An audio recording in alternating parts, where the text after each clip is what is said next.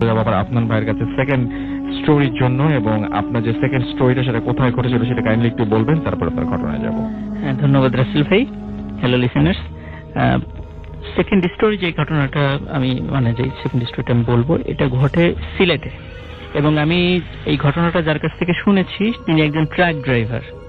আচ্ছা, আমি একদিন আমার বাসা তো রাজবাড়ি, আমি রাজবাড়ি থেকে আসছিলাম, গলন্দ মোড় থেকে আমি একটা যশোর থেকে আসা বাসে উঠি, যে আমি ওই বাসে ঢাকা যাব আর কি। তো আমার পাশে যিনি বসেছেন উনি বারবার খালি ড্রাইভারের গাড়ি চালানোর সমালোচনা করছেন, যে ড্রাইভার কিভাবে গাড়ি চালায়, এটা এইভাবে করতে পারে। আমি বললাম যে আপনি কি গাড়ি চালাতে পারেন? বলে হ্যাঁ, আমি তো অনেকদিন ধরে ট্রাক চালাই। আমি তখন বললাম যে আপনি কোন রুটে ট্রাক চালান? তখন বললো যে আমি ঢাকা থেকে জাফলং ওই পাথর আনা নেওয়া করে উনি আর কি ট্রাকে। তখন আমি মনে করলাম যে ট্রাক ড্রাইভাররা তো রাতের বেলা অনেক সময় গাড়ি চালায়, অনেক কিছু দেখে। তখন আমি ওনাকে বললাম যে আপনার কাছে কোনো ভয়ের ঘটনা আছে? তখন বলেন হ্যাঁ, ওনার জীবনে একটাই ভয়ের ঘটনা আছে, তো সেটা আমি শুনেছি, সেটা আমি আজকে শেয়ার করতে চাই। তো ঘটনাটি যেটা, সেটা হচ্ছে যে এটা ঘটনা 80-র দশকে। উনি তখন ছোট ছিলেন, উনি ট্রাকের হেল্পার, প্রথমে ছিলেন হেল্পার আর কি, হেল্পার ছিলেন। তো উনি ওনার ওস্তাদের সাথে ওই ট্রাকে জাফলং থেকে পাথর নিয়ে আসতেন, ঢাকাতে নিয়ে আসতেন আর কি। তো এটাই ছিল ওনার কাজ। তো একদিন জাফলং থেকে রাতের বেলা যখন ট্রাকটা লোড করা হয় পাথরের, তখন এলাকার কিছু লোক ওখানে যারা পাথর শ্রমিক যারা ছিল, তখন তারা বললো ভাই একটা আমাদের এখানে একটা ডেড বডি আছে, আমাদের এক শ্রমিক মারা গেছে হঠাৎ করে স্ট্রোক করে, তো এর বাড়ি ব্রাহ্মণবাড়িয়া, আপনি যখন যাবেন। প্রিয় লিসেনার, এই এপিসোডে শুনতে পাবেন ট্রাক ড্রাইভারের ভয়ানক ঘটনা সহ আরো অনেক ঘটনা, যা শুধুমাত্র বাছাইকৃত ভয়ানক ঘটনা। আপনারা যারা প্রতিনিয়ত এই ধরনের বাছাই করা ভয়ানক ঘটনা শুনতে চান, তারা অবশ্যই এই চ্যানেলটি সাবস্ক্রাইব করে নেবেন, কেননা এই চ্যানেলের মধ্যে শুধুমাত্র বাছাইকৃত ভয়ানক ঘটনাগুলো রাত 10টা বাজে পাবলিশ করা হয়। তাহলে চলুন এই ভিডিওর মধ্যে একটি লাইক দিয়ে আমরা প্রত্যেকটা ঘটনা শেষ পর্যন্ত শুনে আসি। তখন ব্রাহ্মণবাড়িয়াতে আমরা 2জন লোক দিয়ে দিচ্ছি, এদেরকে নামিয়ে দেবেন, এটা মানবিক দিক চিন্তা করে। তখন ওনারা রাজি হচ্ছিলেন না। তারপরে পাথর শ্রমিকরা ওনাদেরকে কিছু টাকা দেওয়ার করলেন, যে এই টাকাটা নেন। তখন দেখলো যে ভালোই তো, এই পাথর নিয়ে যত টাকা হবে লাভ হবে, ওই লাশ নিয়ে সেই ওই পরিমাণ টাকা হবে। তখন ওনারা ওই লোভে পড়ে রাজি হলেন আর কি। আর যেহেতু ওই শ্রমিকগুলো ওদের সাথে মনের সাথে আগে থেকে পরিচিত ছিল, যেহেতু সবসময় পাথর আনা নেওয়া করতেন, এই জন্য না করতে পারেননি। ওনারা 2জন লোক, পাথর লোডই ছিল, পাথর দিয়ে ট্রাকটা লোড করা ছিল, পিছনের ওই অংশে ওনারা ওঠেন আর কি, এবং লাশটা কাফনে মোড়ানো ছিল। তো ওনারা 2জন ট্রাকের উপরে লাশ সহ বসেন, 2জন শ্রমিক এবং ওই হেল্পার এবং ড্রাইভার ওর গাড়ির ভিতরে ছিল। তখন ওনারা যখন ট্রাক নিয়ে আসছেন, তখন যারা জাফলং এর ওদিকে আসা যাওয়া করেন, তখন আপনারা হয়তো দেখে থাকবেন ওখানে জৈন্তাপুর নামক একটা বাজার আছে। যাওয়ার সময় জাফলং এর আগে জৈন্তাপুর পরে। তো জৈন্তাপুরে এসে ট্রাক ড্রাইভাররা এখনো দেখবেন ওখানে হোটেল আছে, ওনারা ওখানে খাওয়া দাওয়া করেন রাতের বেলা, মোটামুটি সারা রাতই খোলা থাকে। তো তখন অত ভালো ছিল না, ছোটখাটো হোটেল ছিল আর কি ওখানে। তো জৈন্তাপুরের থেকে ওনারা খাওয়া দাওয়া শেষ করে যখন ট্রাক নিয়ে আবার সামনের দিকে এগোতে থাকলেন, তখন যিনি ট্রাক ড্রাইভার মনে হলেন যে জৈন্তাপুর, ওনার তো স্মোক করার অভ্যাস ছিল, জৈন্তাপুর থেকে তো সিগারেট কিনতে ভুলে গেছে, আমাদের একটা সিগারেট খাওয়াতে হবে। তখন তার হেড বলল ওস্তাদ সামনে তো বাজার আছে, কোনো না কোনো দোকান তো অবশ্যই খোলা পাওয়া যাবে, রাত হলেও খোলা থাকে, তো আপনি ওখান থেকে কিনে নিয়ে ভালো আইডিয়া। তো ওনারা চিন্তা করলেন সামনের বাজার থেকে কিনে নেব। সত্যি বাজারে দূর থেকেই দেখা যাচ্ছিল কয়েকটা দোকান, ছোট দোকান খোলা ছিল। ওখানে যারা রাতে বাজারে যারা পাহারাদার থাকে ওনারাও ছিল। তখন ওনারা যখনই ওই ট্রাকটা বাজারের কাছাকাছি এসেছে, দোকানদার পাহারাদার যে যেখানে ছিল ওই ট্রাকটা দেখেই পরিমরি করে যে যেদিকে পারে দৌড় দিয়ে চলে যাচ্ছে। ওনারা খুব অবাক হলেন যে কি ব্যাপার, আমরা বাঘ না ভাল্লুক, আমরা এখানে আসার আগেই এরা সবাই দৌড় দিয়ে চলে গেল, ঘটনা কি? তখন উপরে দেখেন যে না, 2জন লোকও ঠিক আছে, লাশও ঠিক আছে, সবই ঠিক আছে, তো সমস্যাটা কি? ওনারা কিছুতে সমস্যা ধরতে পারলেন না। তখন চিন্তা করেন হয়তো হবে অন্য কিছু, ভয় পেয়েছে। তখন ওনারা আবার ট্রাক নিয়ে চলা শুরু করলেন, মনে করেন সামনে অন্য কোনো বাজার থেকে হয়তো সিগারেট কিনে নেবেন। সামনে যেই বাজারে গেলেন সেম ঘটনা, একই রকম ঘটনা, সবাই পালিয়ে যাচ্ছে। ওনাদের ট্রাক যে যেখানে দেখা মাত্রই যে যেদিকে পড়ছে রাতের অন্ধকার দৌড়ে পালিয়ে যাচ্ছে। ওনারা আবারও চেক করেন না, লাশও ঠিক আছে, 2জন লোকও ঠিক আছে। ওই 2জন লোকও কিছু বুঝতে পারছে না যে কি ব্যাপারে এভাবে লোকজন পালিয়ে যাচ্ছে কেন। যাই হোক, আবার ওনারা ট্রাক চালানো শুরু করলেন। সামনে একটা ট্রাক আসছিল, ওনাদের অপোজিট পাশ থেকে। ওই ট্রাকের ড্রাইভার ওনাদের ওই ট্রাকটা দেখে উনি ট্রাক অ্যাক্সিডেন্ট করে বসেন, মানে আগত যে ট্রাকটা, এবং ওটা কোনো মেজর অ্যাক্সিডেন্ট ছিল না, মানে রাস্তা থেকে একটু সাইডে চলে আসে, যাই হোক, বাট হ্যাঁ, ওনাদেরকে দেখে ই করে, এবং ওনারা ওই ট্রাকটা আবার সামনে থামিয়ে নেমে আসেন যে কি ব্যাপার, কি হলো। ওনাদেরকে দেখে ওই ট্রাকের ড্রাইভার এবং হেল্পার যে যেখানে ছিল ওনারাও দৌড়ে পালিয়ে যাচ্ছে। ওনারা কিছুতেই বুঝতে পারছেন আসলে ঘটনাটা কি হচ্ছে ওনাদের সাথে। যাই হোক, উনি তো সিগারেট কিনতে পারলেন না এই ঘটনার কারণে। দীর্ঘ পথ পাড়ি দিয়ে সিলেট শহরের কাছাকাছি যখন ওনারা এসেছেন, তখন ওখানে পুলিশের আবার চেকপোস্ট আছে, পুলিশের চেকপোস্ট আছে। তো পুলিশের সদস্যরা ওনারা দূর থেকে ইশারা দিচ্ছেন যে গাড়িটা স্লো করার জন্য। তো ওনারা গাড়ি স্লো করবেন, কিন্তু গাড়িটা যখনই পুলিশ সদস্যদের কাছাকাছি চলে এসেছে, মানে 100 গজ দূরে, তখন ওনারা খেয়াল করেছেন যে ওই পুলিশ সদস্যরাও ওনারাও যে যেখানে পারে ছুটে চলে যাচ্ছে, ওনারা এখানে দাঁড়াচ্ছেন না।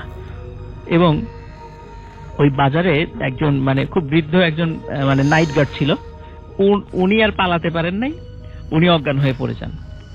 ওনারা ট্রাক থেকে নেমে আসেন, নেমে আসার পরে কোনো কারণ বুঝতে পারছে না। শেষে ওই যেহেতু হাতের কাছে একজন পাওয়া গেছে সেন্সলেস অবস্থায়, তাকে একটু পানি টানি ছিটা দিয়ে তাকে ই করা হয়। তখন উনি জ্ঞান ফিরে বলতেছেন, এই তোমরা ট্রাকে কাকে নিয়ে আসছো? বলে, কেন, আমরা তো ট্রাকে পাথর নিয়ে আসছি এবং একটা লাশ আছে, সাথে 2 জন আছে।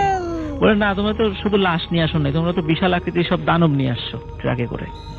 বলে, এটা কিভাবে সম্ভব? বলে, হ্যাঁ, তুমি যখন ট্রাক নিয়ে আসছিলে তখন আমরা দেখতে পাচ্ছি তোমার ট্রাকের উপরে 3-4 জন বিশাল আকৃতির ভয়ঙ্কর চেহারা দানবের মতো, এবং তোমাদের ট্রাকের 2 পাশে, মানে ট্রাকের যে 2 পাশে দুটো জানালা থাকে, 2টা জানালার পাশে 2 জন দানব দাঁড়িয়ে আছে, এরকম ভয়ঙ্কর চেহারার 2 জন দাঁড়িয়ে আছে।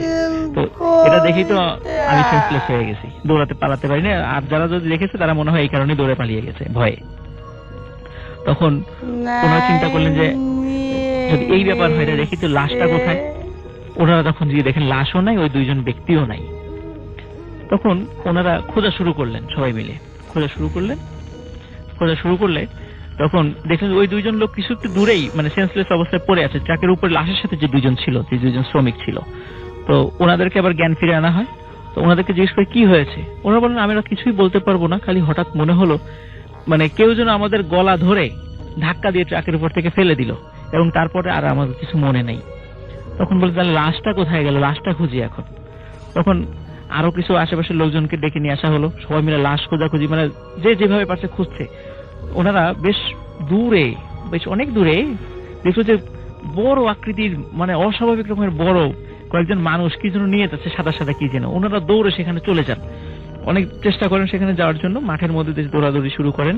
তো ওনারা দেখছিলেন যে ওই লাশটির মাথা ধরেছে সামনে একজন ব্যক্তি, মাথা ধরে আছে, যেমন আমরা খাটিয়াতে দেখি যে 4 জন ব্যক্তি চারপাশে ধরে আছে, ঠিক সেম, মানে মাথাটা একজন ধরে আছে 1 হাত দিয়ে, 2 হাত 2 জন ব্যক্তি ধরে আছে, 2 পা 2 জন ব্যক্তি ধরে আছে। ওনার পিছন থেকে বলেন, এই তোমরা কে, দাঁড়াও, লাশ নিয়ে কোথায় যাচ্ছ? তখন ওনারা আর পিছন দিকে তাকালেন না। তারা খেয়াল করলেন যে 2 হাত ধরে যেজন ছিল এবং 2 পা ধরে যে 4 জন ছিল এবং মাথা ধরে যেজন ছিল, ওনারা একজন ডান পাশে একজন বাম পাশে, 2 জন হেঁটে চলে যাচ্ছে, এবং যে যেভাবে লাশটা হাতে ধরা ছিল, যার হাত যার ধরা ছিল, উনি হাত ছিঁড়ে নিয়ে চলে গেলেন, আর একজন আর এক হাত ছিঁড়ে নিয়ে চলে গেলেন, 2 জন 2 পা ছিঁড়ে নিয়ে 4 জন 4 দিকে চলে গেলেন, এবং মাথা যিনি ধরেছিলেন উনি মাথা ছিঁড়ে নিয়ে সামনের দিকে চলে গেলেন। এবং ওনারা যখন হেঁটে যাচ্ছিলেন তখন ওনারা মানে যিনি গল্প আমাকে করেছেন উনি বলেন, মনে হচ্ছিল যে সিঁড়ি দিয়ে যেমন মানুষ হেঁটে মানে আস্তে আস্তে উপরে ওঠে, মনে হচ্ছে আকাশে সিঁড়ি লাগানো আছে। ওনারা হেঁটে হেঁটে ওই লাশের ওই খণ্ডিত অংশগুলো নিয়ে ওনারা হেঁটে হেঁটে উপরে চলে মিলিয়ে গেলেন, এবং ওই লাশটি মাথা হাত পা বিহীন অবস্থায়, ওই কাফন ছিল শরীরের সাথে, ওই অবস্থায় পড়ে থাকলো। তখন ওনারা চিন্তা করেন যে এই ভয়ঙ্কর এই লাশটি নিয়ে আমরা কিভাবে ওনার ফ্যামিলির কাছে যাবো। যদিও ওই ব্যক্তির কোনো পরিবার ছিল না, উনি একাই ছিলেন, ওনার দুঃসম্পর্কে কিছু আত্মীয় ছিল, ওখানকার স্থানীয় লোকজন জানতো ওনার বাড়ি ব্রাহ্মণবাড়ি, এতটুকু শুধু জানতো। তারপরে মানে আমি তাকে জিজ্ঞাসা করলাম যে এই যে ঘটনাটি ঘটলো, এই যে একটা ভয়ঙ্কর ঘটনা, কারণ কি, কেন এই ব্যক্তির সাথে, লাশের সাথে এইটাই ঘটলো, আরো তো অনেকের সাথে ঘটতে পারে, এনার সাথেই কেন? তখন উনি আমাকে যেটা বললেন যে ওনারা পরবর্তীতে যখন আবার মানে মাল আনতে গিয়েছিলেন ওখানে, ওনারা এই ঘটনাটা ওখানে বলেছেন যে এই ঘটনাটা ঘটেছে। তখন স্থানীয় লোকজন বলল যে উনি যখন উনি তো আসলে পাথর, যেমন জাফলং এ দেখি যে ওই স্রোতে পাথর আসে, সেই পাথরগুলো তুলে আনা হয় আর কি। উনি পাথর তোলার কাজটা করতেন। উনি হঠাৎ করে অন্য যারা পাথর তুলে এসে বলছে, এই দেখ দেখ একটা অদ্ভুত রকমের পাথর পেয়েছি। সেটা কেমন, মানে সেই পাথরটা ছিল পুরো একটা মানুষের আকৃতির পাথর, ছোট্ট একটা, মানে হয়তো বা 2 হাত হবে আমাকে যখন বলেছে, মানুষ আকৃতির পাথর। বলছে দেখ দেখ পাথরটা পেয়েছি। তখন লোকজন বলছিল ওটা তাহলে উপরে তুলে নিয়ে আয়। তখন উনি ওই হাতে করে, মানে হাতটা মাথার উপরে রেখে 2 হাত উপরে তুলে, মানে পাথরটা মাথার উপরে তুলে উনি হেঁটে আসছিলেন। এবং ওই আসার সময় হঠাৎ করে উনি স্ট্রোক করেন, মানে বলছে স্ট্রোক করেন আর হঠাৎ করে সবল একজন লোক স্ট্রোক করেন এবং উনি পানির মধ্যে ঠাস করে পড়ে যান। এবং তখন তাকে তুলে নিয়ে আসা হয় এবং উনি তখন মারা যান। এবং ওনারা তখন চিন্তা করলেন যে ওই পাথরটা তাহলে কোথায় গেল। ওনারা কিন্তু অনেক চেষ্টা করেছেন ওই পাথরটা ওখানে খোঁজার জন্য, কিন্তু ওই পাথরটা আর পাওয়া যায়নি।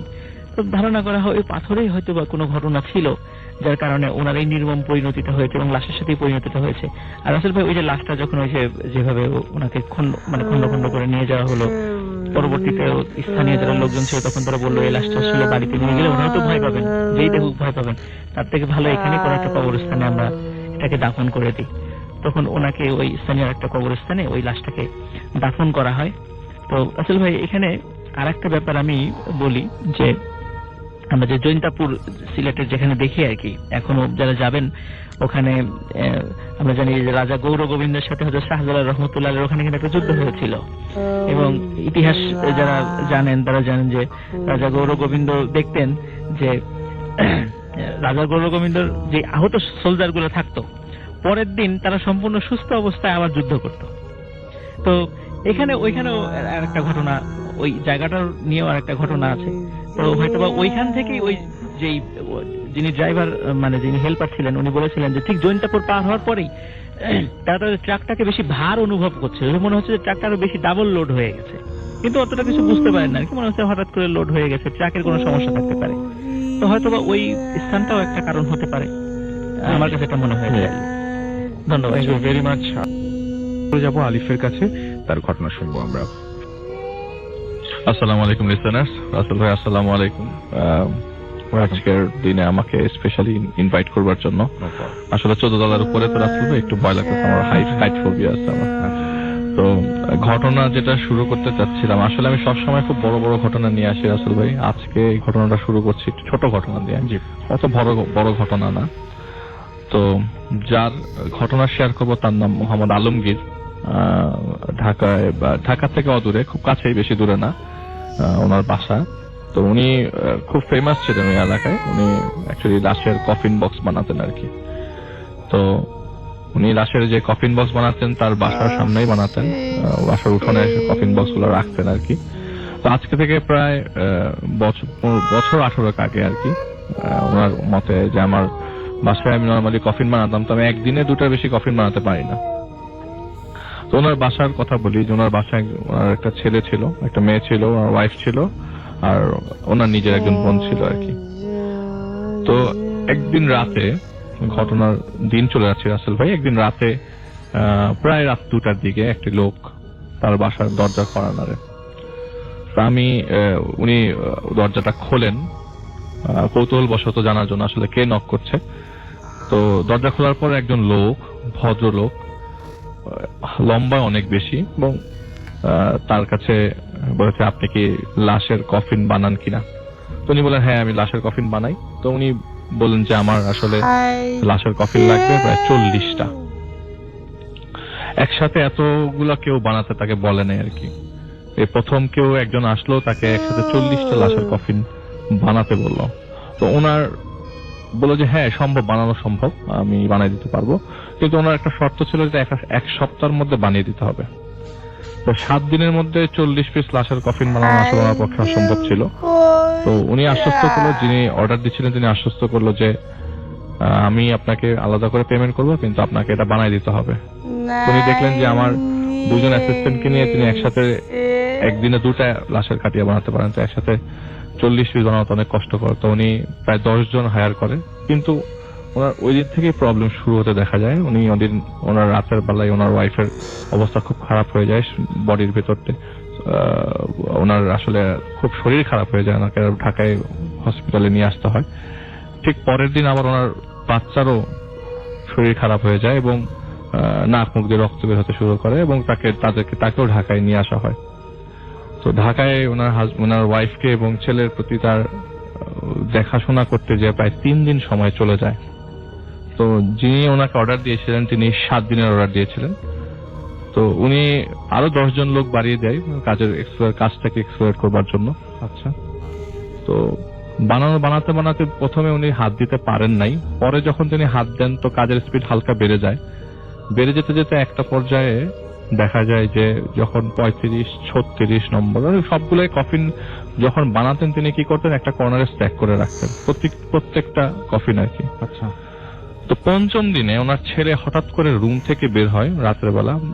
তো বাথরুমটা ডিট্যাচড ছিল, বাসার ভেতরে ছিল না, বাইরে ছিল। তো উনি ওনার ছেলে বাথরুমে যেতে যে বাথরুম থেকে ব্যাক করার সময় দেখে যে কফিন থেকে 3-4টা কফিন থেকে দুটো করে হাত বের হওয়া। ও মাই গড। দুটো করে হাত বের করা, হঠাৎ করে কফিনের ভেতর থেকে হাত বের করা। ওনার বাচ্চারা সবাই ইউজ টু আসলে ওনাদের এই সব কফিন বানানো দেখে। আগে কখনো এরকম জিনিসপত্রটা ছেলে মেয়েরা কখনো পরিলক্ষিত করে নাই বা প্রত্যক্ষ করে নাই, কারণ এরকম কন্ডিশনে এরকম ভাবে কখনো কেউ দেখে নাই। আসলে কফিনগুলো ডেলিভার্ডও হয় নাই। কফিনগুলো থেকে দুটো করে হাত কয়েকটা কফিন থেকে বের হওয়া। তো দৌড়ে গিয়ে বাবাকে ব্যাপারটা জানানো হয়, কিন্তু আলমগীর সাহেব তেমন কোনো পাত্তা দেননি বিষয়টাকে নিয়ে। বাচ্চাটাকে বলে যে এটা তোর মনের ভুল, তুই বাদ দে, এটা কিছু না, তুই ভয় পাইছিস। আসলে ওই বাসাটা একটু ভুতুরে, খালি কফিনই রাখা রাসেল ভাই। তো আশেপাশের লোকজন একটু দূরে থাকে। তো যাই হোক, 7ম দিনে যখন 38 নম্বর কফিন বানানো হয়, কফিন বানানোর পর ওনার একটা অভ্যাস ছিল যে কফিনগুলোর উপর দিয়ে যে ঢাকনাটা সেটা তিনি লাগিয়ে রাখতেন সবসময়। তো ওইটা যে জায়গায় স্তূপ করে রাখা ছিল কফিনের বাক্সগুলা, তো 38তম কফিনটা যখন স্তূপের মধ্যে রাখতে যাবে, নর্মালি 2 জনই কফিনটা ধরে স্তূপের মধ্যে উঠিয়ে রাখে, কিন্তু এই 2 জনকেই খুব বেগ পেতে হলো কফিনটা উঠানোর সময়। তো যিনি মালিক তিনি বললেন যে এরকম তো কখনো হয় নাই, এত ভারী জিনিস এটার ভিতরে কে রাখছে। তো প্রথমে উনি চিন্তা করে এটার ভিতরে কোনো বস্তা রাখছে কিনা, রাখলে এটা সরাই ফেলি। তো উপরে ঢাকনাটা সরানোর পর ওনার চোখটা উনি বললেন যে আমার পায়ের নিচ থেকে মাটি সরে যায়, আমার আকাশ ভেঙে পড়তেছে মাথার উপরে, এরকম কন্ডিশন আমি কখনো দেখিনি জীবনে। এত লাশের খাটিয়া বানাইছি, এবং লাশের খাটিয়া বানানো ছাড়াও একটা মুদ্রার জন্য, মৃত মানুষের জন্য যা কিছু আছে ওনার বাড়িতে সবকিছুই কিছু না কিছু ছিল বিক্রি করবার জন্য। তো উনি প্রায় দূরে গিয়ে পড়ে যান। উনি দেখেন ওনার কফিনের ভিতরে একটি বডি, যার মাথা সাথে ছিল না, এবং বডিটা অনেক মোটা, পা গুলো মোটা এবং উল্টা করা। তো উনি খুব ভয় পেয়ে যান, মানে আশেপাশে যারা অ্যাসিস্ট্যান্ট ছিল তারা সহ ভয় পেয়ে যায়। উনি কফিনটা লাগিয়ে দিয়ে দূরে চলে যান এবং এরপরে আর কোন ধরনের কফিন বানানো হচ্ছে 40 নম্বর কফিন পর্যন্ত যাবে, এ পর্যন্ত আর সাহস হলো না। সাহস না হওয়াতে 7ম দিন রাত্রে ঠিক 3টার দিকে যিনি অর্ডার দিয়েছিলেন রাসেল ভাই তিনি আসলেন, এবং যিনি অর্ডার দিয়েছিলেন তার বেশভূষা আবার একটু ডিফারেন্ট। এখন দেখা গেল ওই মুহূর্তে তিনি যেরকম দেখা গেছে, এই মুহূর্তে তাকে দেখা যাচ্ছে আরো একটু বয়স্ক, আরো লম্বা। তিনি বললেন যে আমার কফিনগুলোর কি হাল। দেখাতে যেই মাথা ঘোরাতেই যে লোকটা অর্ডার দিবে, এই মুহূর্তে তার কোনো অ্যাসিস্ট্যান্ট বা যারা হেল্প করেছেন ওই মুহূর্তে কেউই ছিল না, উনি একা ছিলেন। তো স্ট্যাকটা দেখার সময় যে স্তূপের মধ্যে কফিনগুলো রাখা ছিল, সেই স্তূপটা আঙ্গুল দিয়ে দেখাতে যেই তিনি লক্ষ্য করলেন যে ওই কফিনগুলো থেকে মনে হয় যে কেউ রঙের ডিব্বা যেভাবে ছেড়ে দেয় ঠিক ওরকম ভাবে রক্ত গড়িয়ে পড়ছে কফিনগুলোর মাঝখান থেকে, অসম্ভব রক্ত, বলে প্রফিউজ ব্লিডিং। এত ব্লিডিং উনি কখনো একজন মরা মানুষের থেকেও দেখা যায় না। আর অনেকগুলো কফিনের বাক্স, তো উনি খুব ভয় পেয়ে যান। তো যে লোকটা তার সামনে ছিল তিনি বললেন যে তুমি ভয় পেও না, তুমি আমার সাথে কথা বলো, তুমি কি 40টা কফিন বানিয়েছ? তো তিনি দেখলেন আরেকটা জিনিস, তার অজান্তে সবগুলো কফিন উঠোনের মধ্যে অটোমেটিক সেজে যাচ্ছে। তো তিনি খুব ভয় পেয়ে যাচ্ছেন যে আমার সাথে, আমার সামনে এগুলা কি হচ্ছে, আমি এগুলি তো কখনো এক্সপেক্ট করি নাই আমার সাথে ঘটবে। আমি এত জীবনে এত কফিনের বাক্স বানিয়েছি, কিন্তু এরকম কখনো হতে দেখি নাই। আপনি আপনার সাথে কিছু করছেন। তো ওই লোকটা বললো তুমি কি 40টা কফিন বানিয়েছো কিনা আমাকে সেটা ক্লিয়ার করো আগে। বলে না আমি 38টা বানিয়েছি। 38তম কফিনের মধ্যে যখন আমি ভাবলাম যে এত ভারী কেন কফিনটা, আমি বাক্স শুধু ঢাকনা সরাতে যেয়ে দেখি যে একটি মানুষের বডি কিন্তু মাথা নাই। আমি এরপরে আর কিছুই কন্টিনিউ করতে, খোলার পরে এরপরে আমি আর কিছু কন্টিনিউ করতে পারিনি। তো তিনি যে লোকটি অর্ডার দিয়েছিল তিনি বললো যে এই জন্য তোমাকে ভুগতে হবে। আচ্ছা তোমাকে ভুগতে হবে, তবে আমি এখন আমার কফিন গুলো নিয়ে যাব। এর মধ্যে কিন্তু রাসেল ভাই উঠোনের সামনে প্রায় 40টা কফিন অলরেডি সেজে গেছে। কেউ হাত দিয়ে সাজায় নেই, কেউ হাত দেয় নাই, কিছু কারো কোনো হাত ছিল না। এই 40টা কফিন সাজানোর জন্য অ্যাটলিস্ট 10 জন মানুষ লাগে। অবশ্যই অবশ্যই। এবং তাদেরকে সাজাতে মুহূর্তের মধ্যে কফিনের মধ্যে রাসেল ভাই কোনো চাকাও তো নাই যে কফিনগুলো অটোমেটিক সেজে যাবে। তো যাই হোক, উনি খুব ভয় পেয়ে যান ওই মুহূর্তে, তার হাত পা কাঁপতে থাকে। ওই মুহূর্তে তিনি ফিল করছিলেন আমার বডিতে কিছু, ওনার বডিতে কিছু হচ্ছে, এবং উনি ফিল করছিলেন বাম পা এবং ডান পা না, বাম হাত এবং ডান পা নাড়তে পারছেন না, আঙ্গুলগুলো লিম্বস গুলো নাড়তে পারছিলেন না ওই মুহূর্তে। তো উনি বললেন তোমার ক্ষতি হবে এবং তুমি এটা একটা সময় বুঝবে। তো উনি হঠাৎ করে বললো যে এই কফিন গুলা নিয়ে যাও, একটা অর্ডার দিল কাউকে। তো ওই মুহূর্তে প্রায় 100 মানুষ রাসেল ভাই বলে যে আসলে কি বলবো, কিভাবে বলবো, উলঙ্গ অবস্থায় আসছে। কিন্তু আপনি যে ওনারা যে উলঙ্গ সেটা আপনি বুঝতে পারছেন না, কিন্তু আপনার মনে হচ্ছে তারা উলঙ্গ। আচ্ছা, আপনি তাদের বেশভূষায় কিছু বোঝা যাচ্ছে না, ওনার কথায় যে আমি কিছু বুঝতে পারতেছি না, কিন্তু মনে হচ্ছে তারা সবাই উলঙ্গ।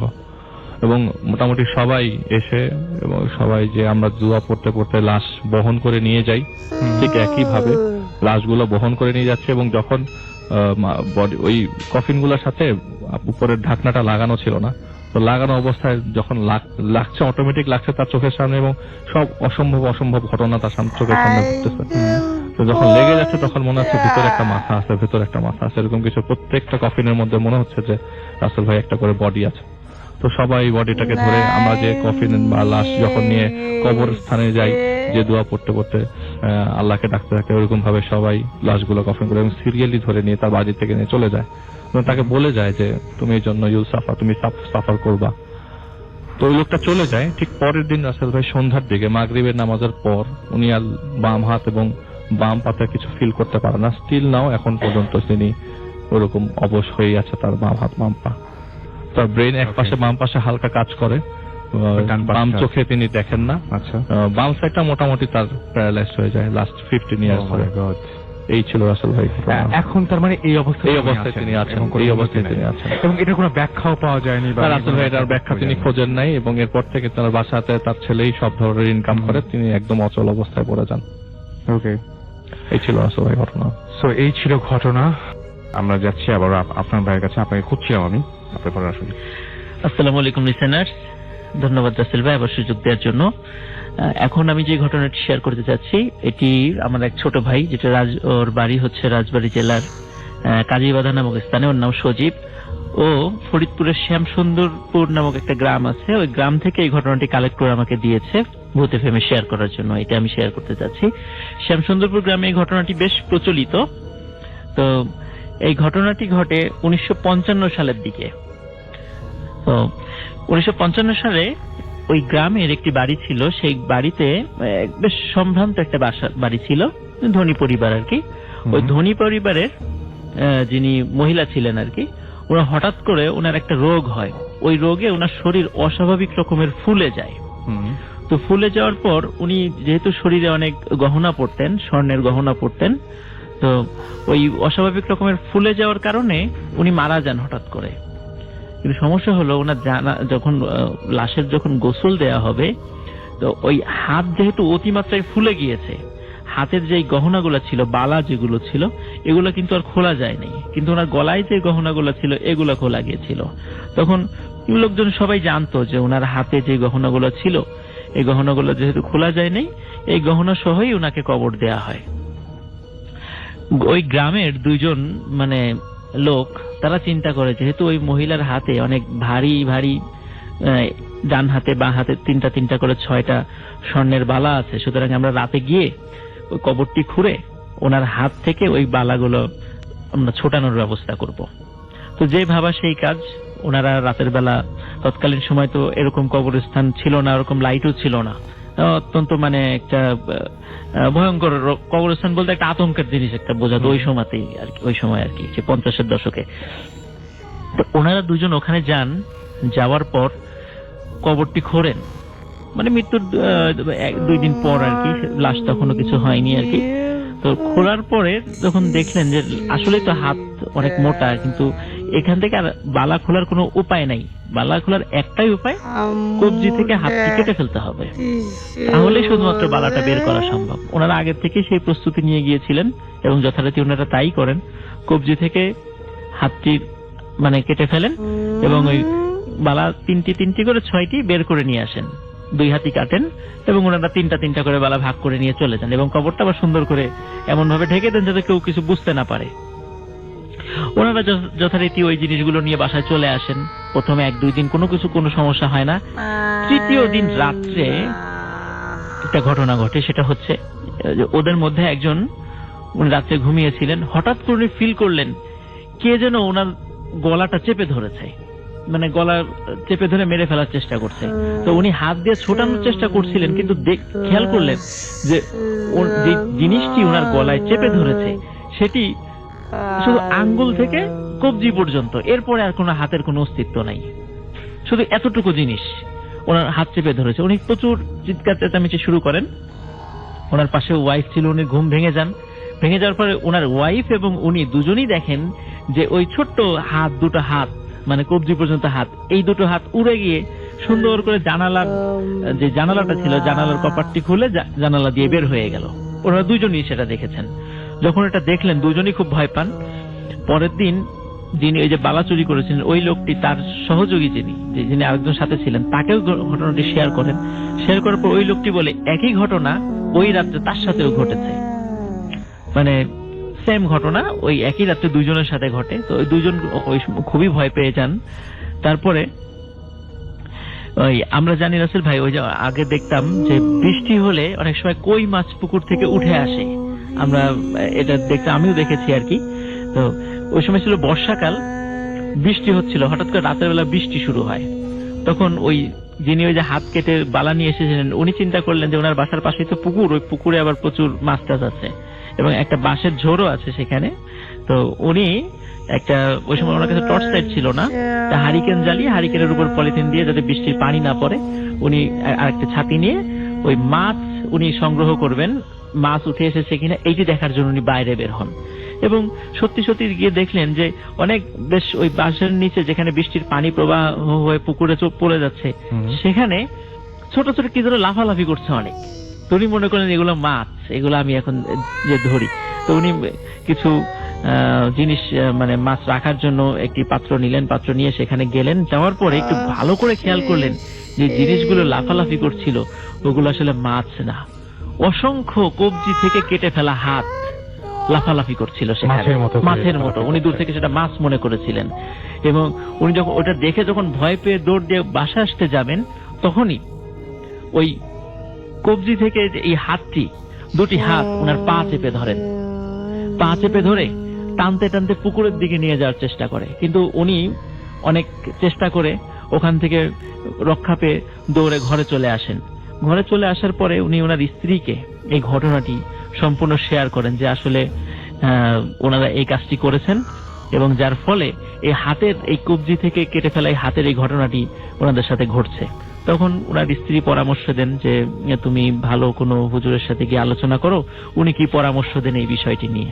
তখন ওনারা ওই যে যারা 2 জন বন্ধু আর কি, যিনি কাজটা করেছেন, 2 জনই একজন হুজুরের কাছে গিয়ে পরামর্শ করেন। তখন হুজুর একটাই পরামর্শ দেন, সেটা হচ্ছে যে তোমরা যে কাজটা করেছো, অন্যায় করেছো, তোমরা এই বালাগুলো আবার ওই কবরে রেখে আসো।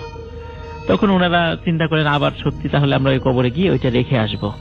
তখন ওই কবরে রেখে যেদিন ওই হুজুরের কাছে পরামর্শ করতে গিয়েছিলেন, ওদিন ফিরতে ফিরতে আবার ওনাদের রাত হয়ে যায়। তো ওনারা যখন বাসায় ফিরছিলেন 2 জন একই সাথে, তখন ওনাদের রাস্তায় আসার পথে একটি বড় বট গাছ পড়ে।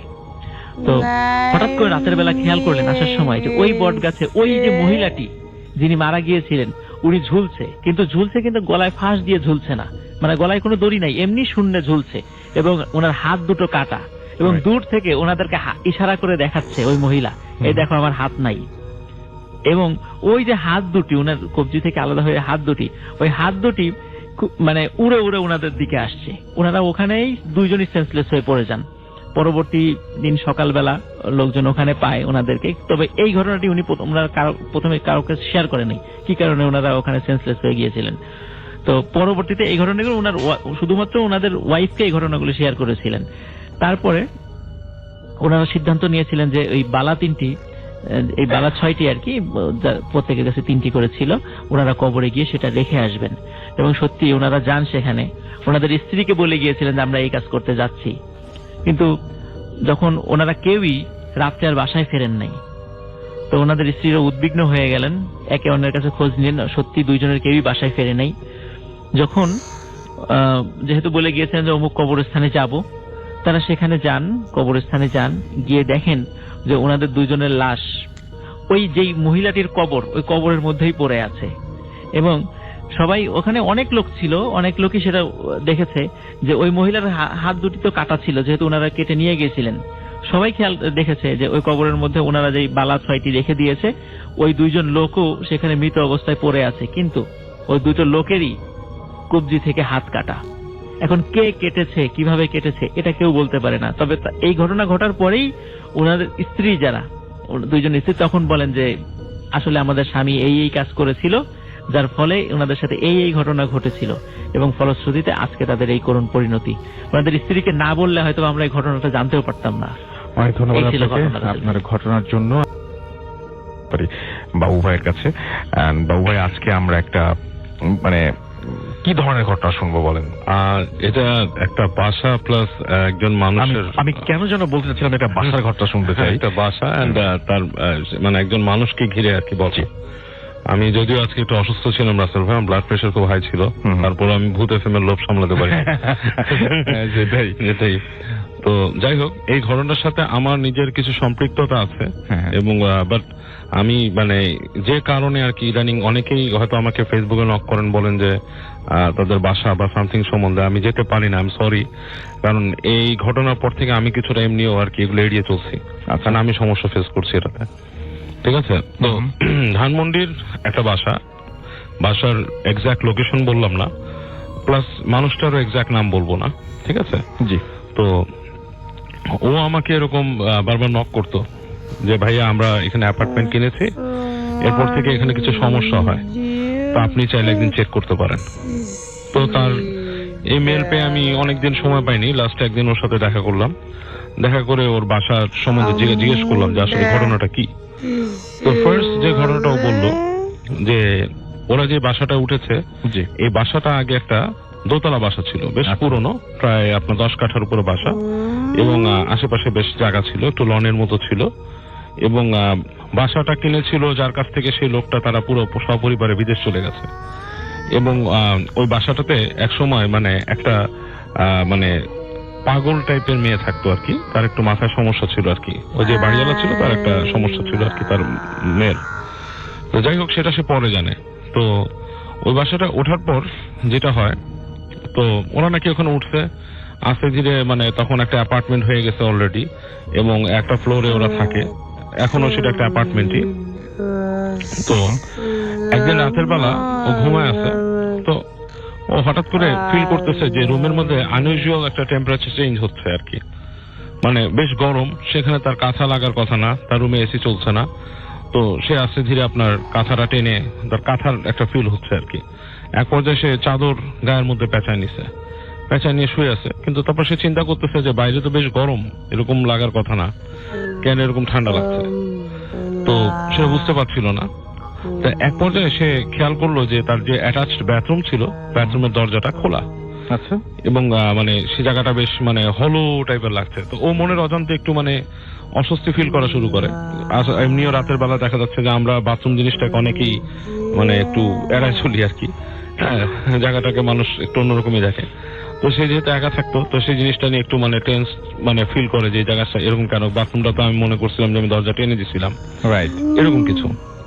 তো যাই হোক, তো সে এক পর্যায়ে আর সহ্য করতে না পেরে ঘুম থেকে উঠে সে ঘরের মধ্যে হালকা আলো আসছিল জানলা দিয়ে, সে আর কোনো লাইট জ্বালানোর বদল করে না, সে সরাসরি বাথরুমের গেটে যায়। যে সুইচ টিপে দেখে বাথরুমে আলো জ্বলছে না। তখন সে কি করে, হাতড়ে তার পাশ থেকে তার মোবাইল ফোনটা ছিল, সে মোবাইল ফোনটা নেয়, মোবাইল ফোনটা থেকে লাইটটা মানে জাস্ট ফ্ল্যাশ লাইট অন করতে পারে না, জাস্ট লাইটের আলোটা ফেলে।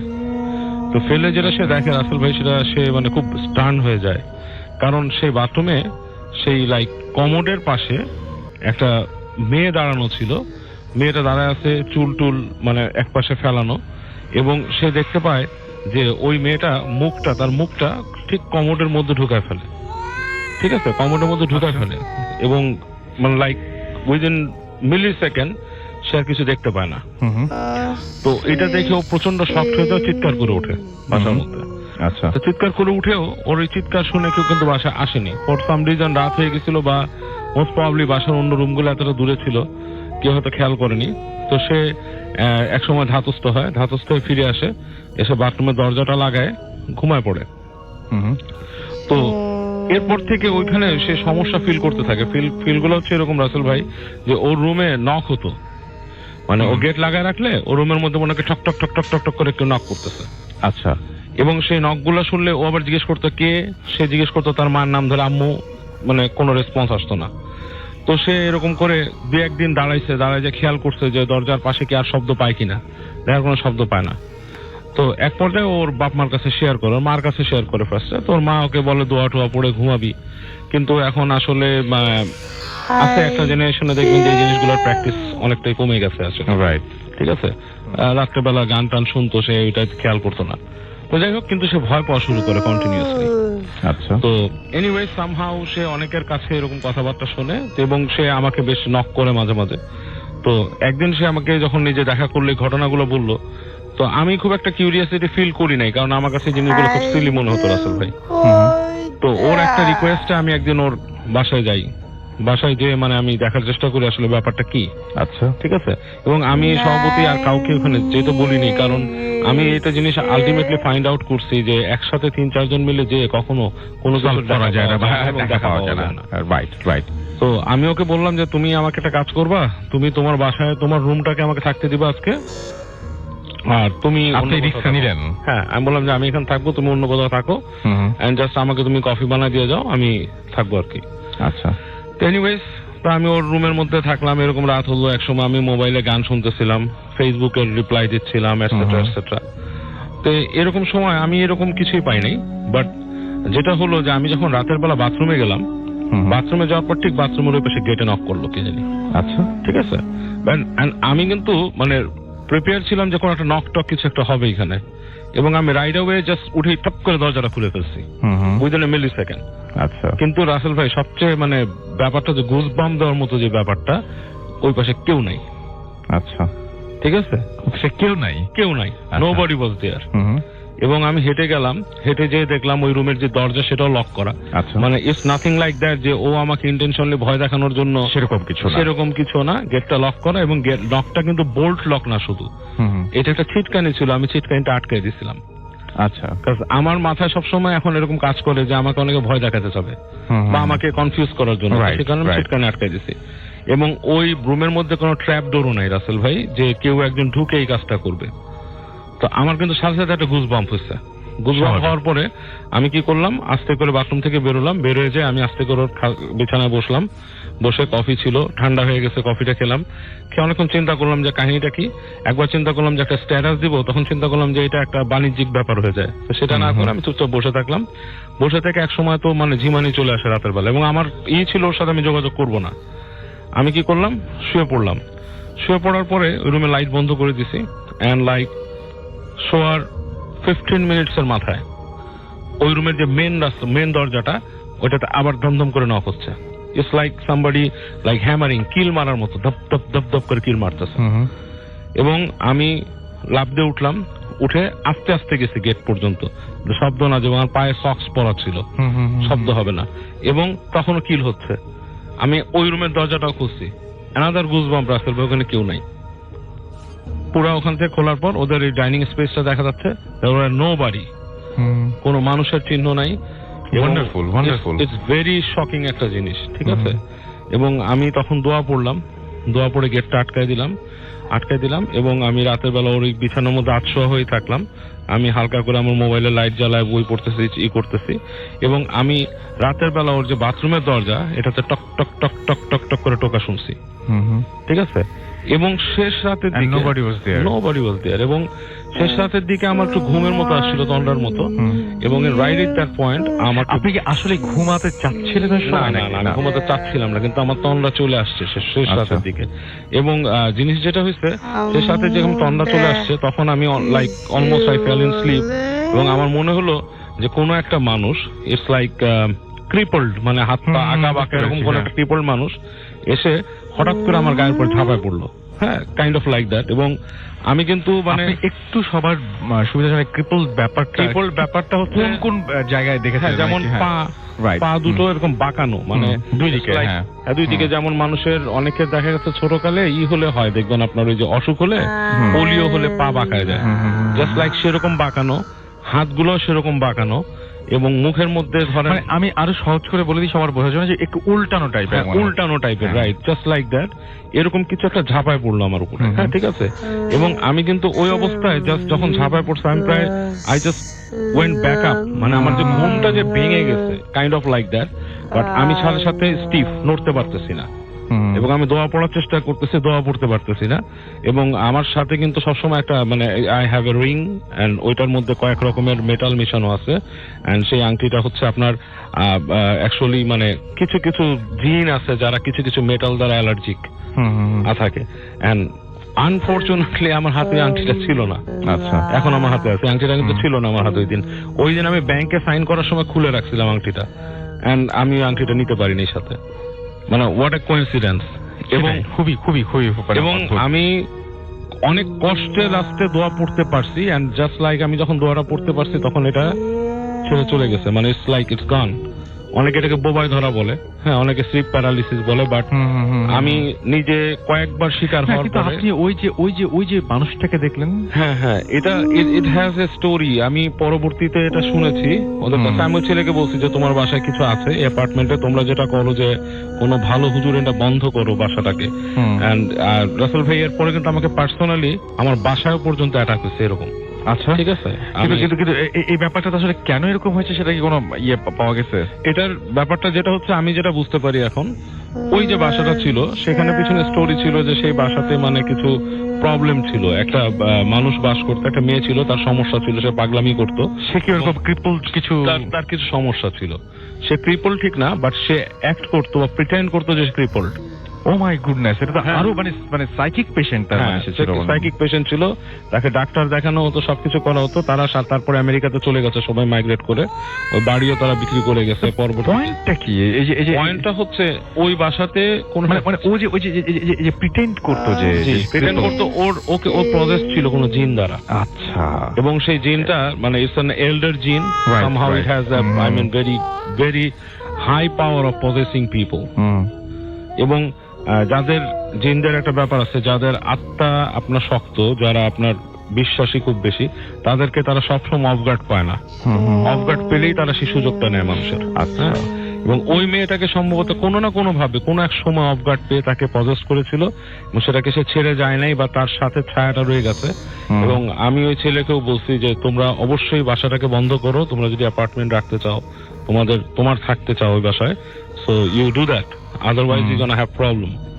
এবং আমি বাসাতেও এরকম অ্যাটাক হয়েছি, আমি ঘুমের মধ্যে অ্যাটাক হয়েছি, আমাকে তোলা হয়েছে এবং দোয়া পড়ে তুলছি। এবং এরপর থেকে আমি বাসার থেকে ইনস্ট্রাকশন পেয়েছি, আমার মাও বলেছে যে don't go to such places because you are not actually হুজুর। আমি একজন হুজুর না, ঠিক আছে, যে নাকি সবসময় অফগার্ড থাকে না।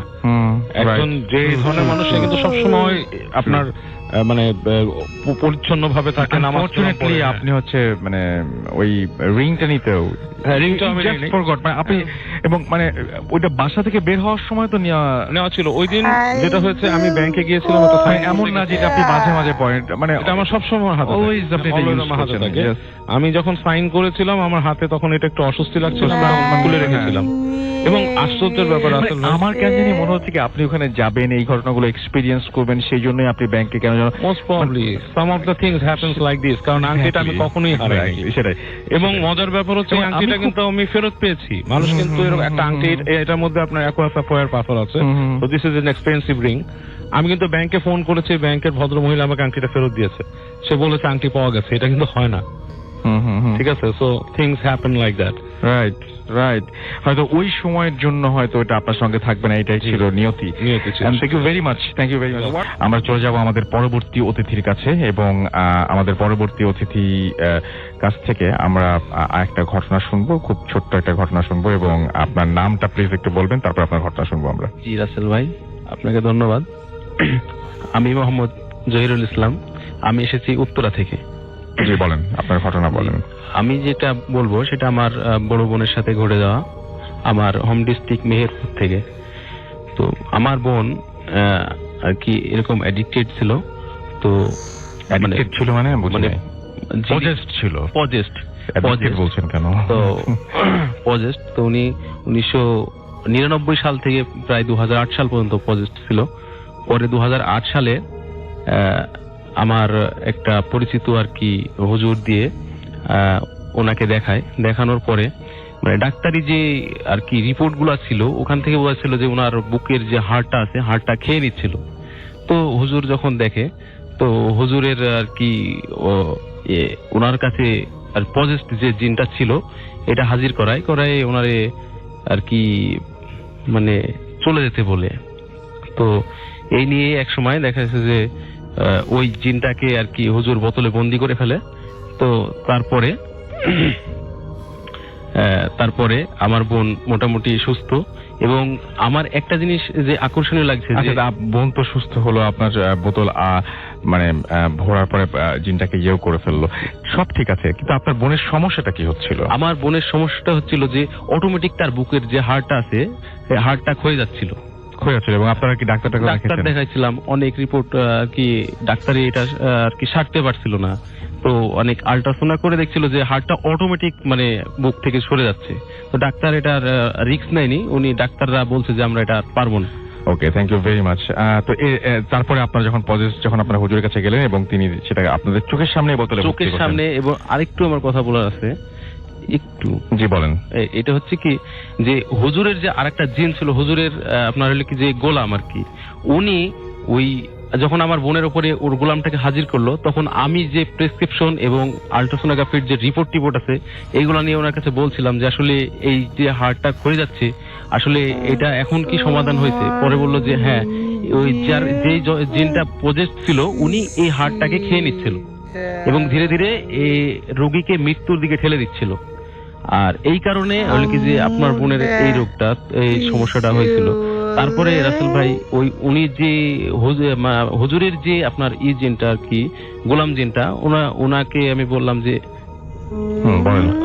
বললাম যে আপনি কি কিছু খাবেন?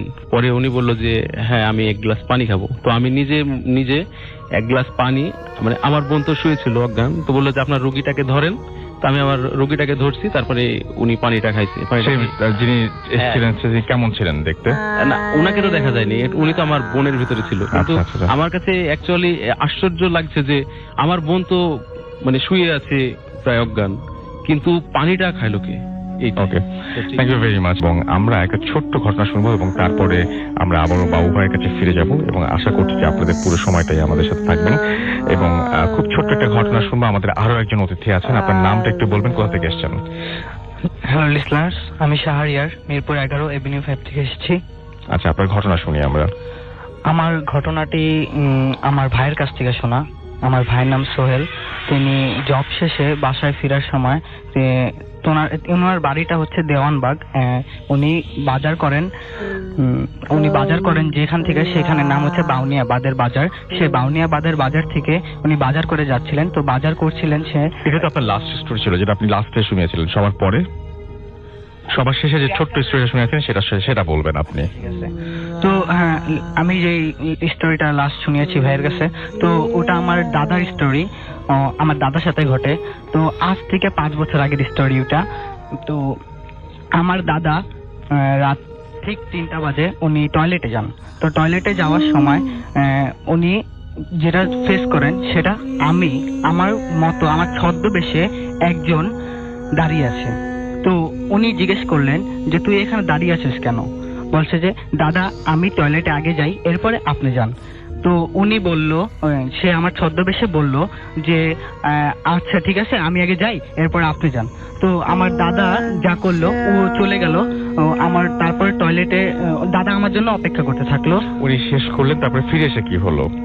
তো ফিরে ওই অবয়বটা আর ভাইয়া ফিরে আসে না, অবয়বটা আর ফিরে আসে না। অবয়বটা করে কি অনেকক্ষণ লাগে। তো দাদা কি করছে, আমি ফিরে না আসায় সে টয়লেটে যান। টয়লেটে যায় দেখে যে আমি আছি কিনা, দেখে কেউ নাই।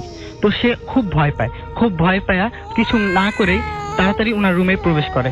তো এক সময় কি হয়, সকালবেলা যখন আমার আম্মুকে উনি জিজ্ঞেস করেন যে ও কি শাহরিয়ার কি আসলে টয়লেটে গেছিল রাত্রেবেলা, তো আমার আম্মু বলে এটা ইম্পসিবল, এটা অসম্ভব, ও কোনোভাবেই যাইতে পারে না, এবং আমাকে ছাড়া তো ও অসম্ভব ভাবে কোনোভাবেই যেতে পারবে না, কারণ আমি খুব ছোট ছিলাম।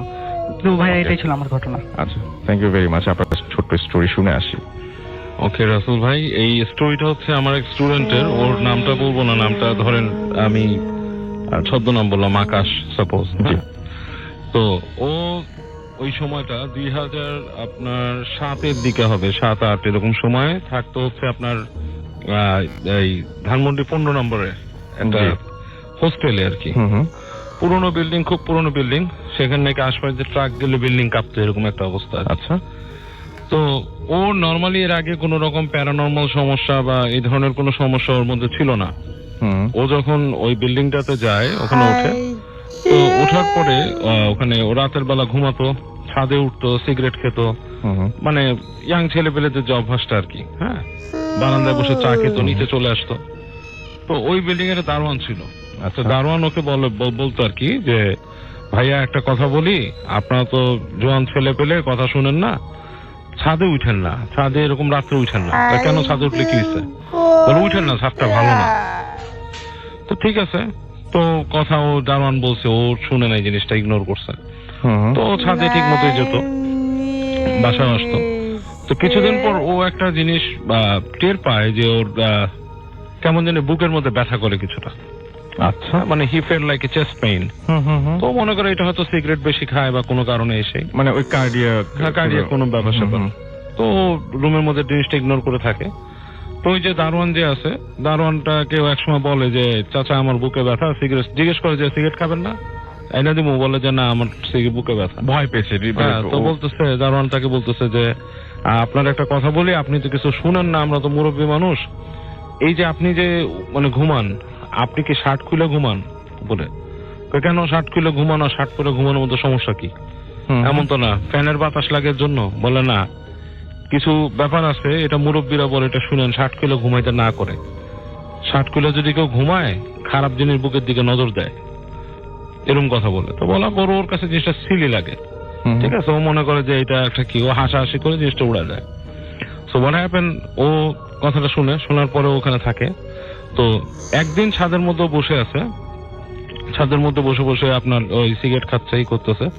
তো ওর কাছে মনে হলো যে কিছু একটা ওর পিছন থেকে আসছে, পিছন থেকে এসে ওর গায়ে ঘাড়ের মধ্যে হাত বুলাচ্ছে আর কি।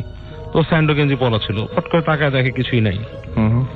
তো ওখানে ওই মানে ছাদের মধ্যে যখন আনইজি ফিল করো, চলে আসে, এসে আপনার নিজের বিশ্রার মধ্যে বসে রাতের বেলা ঘুমায়। তো ঘুমের মধ্যে একদিন তার ঘুম ভেঙে গেছে আর কি। তো ঘুম ভেঙে যাওয়ার পরে ও দেখে যে ওই যে ওদের ওখানে জানলা ছিল, পুরানো জানালা, ওই জানালার মধ্যে কিছু একটা বসে আছে, পা দুটো ঝুলানো, বেশ লম্বা পা, আর জানলা থেকে বেশ নিচে চলে আসছে, তাকায় আছে, এবং ওর দিকে তাকায় আছে মনে হচ্ছে জিনিসটা, চোখটা যদি বোঝা যাচ্ছে না, ওর দিকে তাকায় আছে এক দৃষ্টিতে। তো জিনিসটা দেখে খুব ভয় পেয়ে যায়, ভয় পেয়ে চুপচাপ, মানে কোনো সাউন্ড করে না, চুপচাপ শুয়ে থাকে। এরপর থেকে ও শার্ট পরা শুরু করে, ওখানে শার্ট পরে ঘুমায়। বাট ওর বাড়িতেও যখন যায় ছুটিতে, বাড়িতে যাওয়ার পর ওই সেম জিনিসটাই সে দেখে, যে বাড়ির ওর মানে রুমের ভেতরে এরকম কিছু একটা আছে। তো ওর মাকে ঘটনাটা বলে যে আম্মা এরকম এরকম কাহিনী, আমি তো এরকম দেখছি, এরকম শুনছি এসে। তো ওর মা তখন জিনিসটা শোনার পর ওখানে ওনাদের ওখানে যে হুজুর আছে একজন, তার সাথে কথা বলে। তো বলার পরে হুজুর বলে যে আপনার ছেলে তো আসলে এমন কোথাও গেছে যেখানে থাকে, যে জায়গাটা খারাপ জিনিসপত্র আছে, এই জিনিসটা তার উপর কোনো একটা নজর করছে। আচ্ছা। আর এই কথা সত্য যে যেগুলা খারাপ জিনিস এরা মানুষের ভিতরে জীবনী শক্তি খেয়ে ফেলে, এদের ভিতরের মধ্যে এই জিনিসটা আছে। তো যাই হোক, ওকে আপনার এরপর অনেক ট্রিটমেন্ট দেওয়া হয়। ট্রিটমেন্ট গুলোর মধ্যে অনেক ভয়ঙ্কর ট্রিটমেন্ট ছিল, যেমন ওকে বলা হয় যে গ্রামের 3 রাস্তার মোড়ে গায়ের মধ্যে কাঁচা হলুদ মাখায় নিয়ে যায়, নিয়ে যে ওখানে গোসল করতে চায়। তো সে গোসল করতে চায় না, এরকম 2 দিন 3 দিন মানে বেশ প্রবলেমেটিক ভাবে ওর জিনিসগুলা মানে আপনার করে, মানে প্রবলেমেটিক ভাবে জিনিসগুলো ওর মানে সলভ হওয়ার পথে যায়, কিন্তু but it's a lot of problem he has to go through. তো ফাইনালি ও যখন নাকি ও আমার কাছে আসে, মানে আমার এখানে পড়তো আর কি, তো তখন ও বলে যে স্যার আমি এখনো অনেক কিছু ফিল করি যে এরকম আমার আশপাশ দিয়ে কিছু একটা থাকে, এবং আমি কখনোই মানে আপনার জামা খুলে থাকতে পারি না। আমি যদি খালি গায়ে ঘুমাই, something like stair at me or something like that. এবং আমি দিনে দিনে শুকায় গেছি। শুকায় যেতে যেতে ও আসলে মানে লিক এন্ড মানে স্কিন এন্ড বোন ছিল, সে লিকে আচ্ছা বলতে, এবং হাতের মধ্যে তাবিজ পলা ছিল কতগুলো। এগুলোর মেডিকেল গ্রাউন্ডেও সে কোনো চিকিৎসা পায়নি। আচ্ছা, মানে he went through so many doctor তাকে অনেক রকম ওষুধ দিছে করার জন্য, এমনকি আপনি কবিরাজি চিকিৎসাও নিছে। তার মেটাবলিজমটাও যে এমন খুব বেশি তা না, সে কোনো কিছু খেয়ে করতে পারে না। আচ্ছা, সো এই প্রবলেমগুলো আছে, এবং এটা মানে এই কাহিনীটা বলার উদ্দেশ্য হচ্ছে এটাই রাসেল ভাই, যে এই যে খারাপ জিনিস যেগুলা, সেগুলোর মধ্যে কিন্তু আসলেও কিছু জিনিস আছে যেটা আপনার জীবনী শক্তি খেয়ে ফেলে। আচ্ছা, ওকে, থ্যাংক ইউ ভেরি মাচ। এবার যে ঘটনাটা, সেই ঘটনাটা কোথাকার? যে এই ঘটনাটি আসলে আমার এক উস্তাদ বলেছিলেন, সঙ্গত কারণে আমি যে লোকটির নাম এবং প্লেসটা বলতে চাচ্ছি না। কোথায় ঘটেছিল সেটা বলতে চাচ্ছেন না? জি জি, সেটা বলতে চাচ্ছি না, কারণ গল্পটা খুব সেন্সিটিভ, এটা শুনলে বুঝতে পারবেন আর কি। তো আমার উস্তাদ ইনি একজন ব্যক্তির গল্প করেছিলেন, কারণ আমার উস্তাদ যে বছর হজে গিয়েছিলেন, তো ওনার সাথে ওনারই এক সাথী ভাইয়ের হজে যাওয়ার কথা ছিল, কিন্তু সঙ্গত কারণে উনি বারবার যেতে পারছিলেন না। তো আমার উস্তাদ উনি হজ থেকে পরবর্তীতে যেটা জানতে পারলেন সেটা আমাদেরকে বলেছিলেন, সেটাই আমি শেয়ার করতে চাচ্ছি। সেটা হচ্ছে উনি কেন হজে যেতে পারেননি। বারবার উনি হজ যেতে পারেননি মানে কি, হজ পালন করতে কেন পারেননি? কেন হজ পালন করতে পারেননি, উনি বারবার বাধাপ্রাপ্ত হচ্ছিলেন। তো ওনাকে বারবার যখন প্রশ্ন করা হচ্ছিল যে কেন আপনি হজ পালন করছেন না, তো উনি বারবার বলছেন আমি অসুস্থ, বিভিন্ন অজুহাত দেখাচ্ছিলেন ওনার সাথী ভাইদেরকে। তো শেষ পর্যন্ত একজন সাথী ভাই ওনাকে খুব ভালো মতো ধরলেন যে আপনি এত টাকা জমা দিলেন, এত কিছু করলেন, কিন্তু কেন হজ পালন করছেন না, এটা একটু আমাকে বলতেই হবে। উনিও খুব বেশ বিব্রতকর পরিস্থিতিতে পড়ে গিয়েছিলেন, ওনার কারণে অন্যদের অসুবিধা হচ্ছিল। তো উনি তখন বললেন যে আসলে কি ঘটনা। তখন বলছেন যে আমি হজ পালন করব কিভাবে, আমি যখনই মানে হজ পালন করার জন্য কাজ শুরু করতে যাই, তখনই দেখি আমার মানে বোনের ছেলে, ছোট্ট বয়স 7-8 বছর বা 9 বছর হবে, এই ছেলেটি বিশাল এক দা নিয়ে আমার পথের কাছে দাঁড়িয়ে আছে, মানে বিশাল এক দা নিয়ে আমার মানে প্রতিমধ্যে দাঁড়িয়ে আছে। তো এখন বলছে যে আপনার এই ভাগিনা এখানে কিভাবে আসবে, এটা কিভাবে সম্ভব, এখানে কিভাবে আসবে? তখন বলছেন যে আমার কথাও তো সেটা, আমার ভাগিনার তো এখানে আসার কোনো সম্ভাবনাই নেই, কারণ আমার ভাগিনাকে আমি নিজের হাতে হত্যা করেছি। তখন ওই লোকটি খুব অবাক হলেন যে আপনি আপনার ভাগিনাকে নিজের হাতে হত্যা করেছেন, কিন্তু কেন? তখন উনি ওই ঘটনাটি বললেন যে ওনার একটাই বোন ছিল, যখন ওনার বোনের বিবাহ মানে বয়স হয়ে গেল, তখন একটি ছেলে দেখে ওনার বোনকে বিবাহ করিয়ে দিলেন। বিবাহের পরে ওনার বোন বারবার যখন নিজের সম্পত্তি দাবি করছিল ভাইয়ের কাছে, তখন ভাই বলছিল যে তোমাকে এত বছর ধরে লালন পালন করেছি, কত টাকা পয়সা খরচ হয়েছে, বিয়ের জন্য খরচ করেছি, তোমার যা সম্পত্তি ভাগে ছিল সবই টাকা পয়সা খরচে ব্যয় হয়ে গেছে, সুতরাং তোমার কোনো সম্পত্তি আমার কাছে নেই, সব সম্পত্তি খরচ করে ফেলেছি তোমারই পিছনে। তখন বোন ভাইয়ের সাথে আর বেশি আর্গুমেন্টে যায় নাই, কারণ হচ্ছে যেহেতু বাবা মা মারা যাওয়ার পরে ভাই তাকে বড় করেছিল, এই জন্য উনি আর কোনো আর্গুমেন্টে যান নাই। কিন্তু কিছুদিন পরে ওনার সন্তান হয় এবং ওনার স্বামী খুব অসুস্থ হয়ে যান। যখন স্বামীর চিকিৎসার জন্য বারবার ভাইয়ের কাছে আসছিল যে ভাই আমাকে কিছু টাকা দাও, স্বামীর চিকিৎসা করাবো, তখন বলছেন যে আমি তোমাকে কোনো টাকা দিব না। এভাবে বারবার তার বোনকে ফিরিয়ে দিয়েছে এবং একদম বিনা চিকিৎসায় ওই মহিলাটির স্বামী মারা যায়। তখন অনেক কষ্টে ওনার সন্তানকে উনি বড় করতে থাকেন এবং এক পর্যায়ে উনি নিজেও অসুস্থ হয়ে যান। সন্তান যখন আবার একটু বোঝা শিখেছে, 7-8 বছর বয়স হয়ে গেছে, তখন তার মামার কাছে গিয়ে বলেছে যে মামা আমার মা অসুস্থ, তার চিকিৎসা করা প্রয়োজন, আপনি কিছু টাকা পয়সা দেন। তখন বারবার উনি ওনার ভাগিনাকে ফিরিয়ে দিয়েছে এবং শেষ পর্যন্ত ওই বাচ্চা ছেলেটির মাও সম্পূর্ণ বিনা চিকিৎসায় মারা যায়। আচ্ছা, ওনার ভাই কোনো সহযোগিতা করেন নাই। যখন এই ধরনের ঘটনা দেখে ওই বাচ্চা ছেলেটির মনেও খুব দাগ কাটে যে আমার মামা এরকম করলো, তখন উনি ওর মামার সাথে বিভিন্ন ভাবে ঝগড়াঝাটিতে লিপ্ত হয়। ওই অল্প বয়সী ছেলেটাই, আচ্ছা, যে আমার সম্পত্তি হয় বুঝিয়ে দিবা, না হলে আমি বিচার সালিশের কাছে পুলিশের আশ্রয় নিব। তখন উনি অবস্থা বেগতিক দেখে একদিন বললেন ঠিক আছে তুমি রাত্রে এসো, আমি তোমার সম্পত্তি বুঝিয়ে দেব।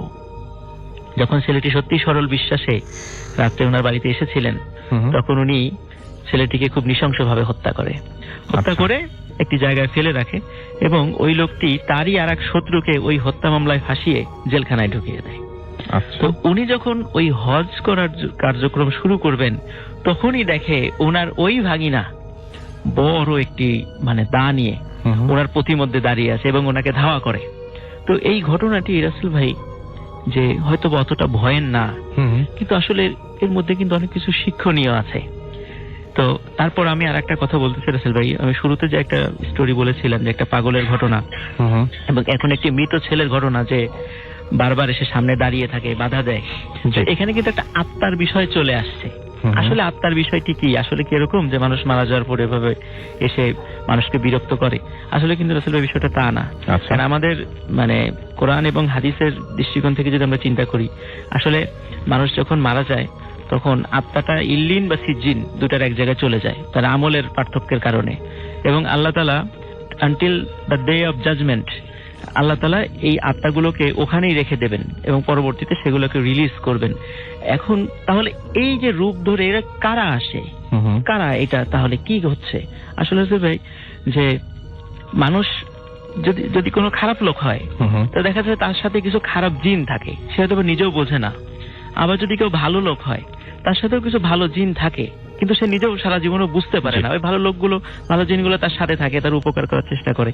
তো অনেক সময় এই জিনেরা এই ধরনের কিছু ঘটনা ঘটায়, আমরা সেটাকে আত্মা মনে করি। এই যে আমরা অনেক সময় দেখি যে বিভিন্ন জায়গাগুলোতে সুইসাইড হয়েছে, আমরা সেখানে একটা হন্টেড প্লেস হিসাবে সেটা পরিগণিত হচ্ছে।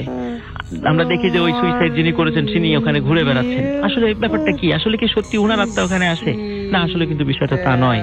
উনি যেভাবেই মারা যাক, সুইসাইড করে মারা যাক, ভালোভাবে মারা যাক, ওনার আত্মা ইল্লিন বা সিজ্জিনে চলে গেছে। আল্লাহ জানেন ওনার আত্মা কোথায় তিনি রাখবেন। কিন্তু দেখা যাচ্ছে যে আমরা যখন পড়াশোনা করতে বসি, পড়াশোনার জন্য একটা এনভায়রনমেন্ট দরকার হয়, সুন্দর একটা পরিবেশের দরকার হয় পড়া মনে রাখার জন্য।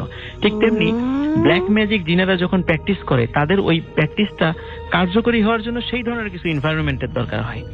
ঠিক যেখানে অপমৃত্যুগুলো হয়, জিনেরা ওখানে এসে তার একটা আস্তানা গেড়ে এবং ওখানে ব্ল্যাক ম্যাজিক গুলো প্র্যাকটিস করে। ওরা চায় না মানুষ সেখানে আনাগোনা করুক, এই জন্য বিভিন্ন ভাবে মানুষকে ভয় দেখায়, ভয় দেখে ওই জায়গাগুলো হন্টেড করে রাখে। এটাই আসলে মেইন ঘটনা। ঠিক আছে, থ্যাংক ইউ ভেরি মাচ।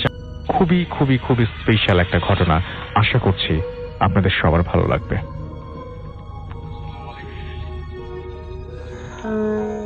আসসালামু আলাইকুম লিসেনার্স, সবাইকে ধন্যবাদ, রাসেল ভাইকেও ধন্যবাদ আবারও আমাকে খুঁজে বের করার জন্য। আমি আসলে হারিয়ে যাই রাসেল ভাই মাঝে মাঝে। হ্যাঁ, তো যে ঘটনাটি রাসেল ভাই আপনাকে হালকা হিন্ট দিয়েছি, সেই ঘটনাটিতে যাচ্ছি। ইসমাইল হোসেন নামে আমার পরিচিতের ফ্রেন্ড আর কি, তার কাছ থেকে ঘটনাটি পাই। তো ঢাকা শহরে একটি স্বনামধন্য ইউনিভার্সিটি থেকে পাশ করবার পর একটি কোম্পানিতে চাকরি হয় আর কি, নোয়াখালীতে তার শিফটিং।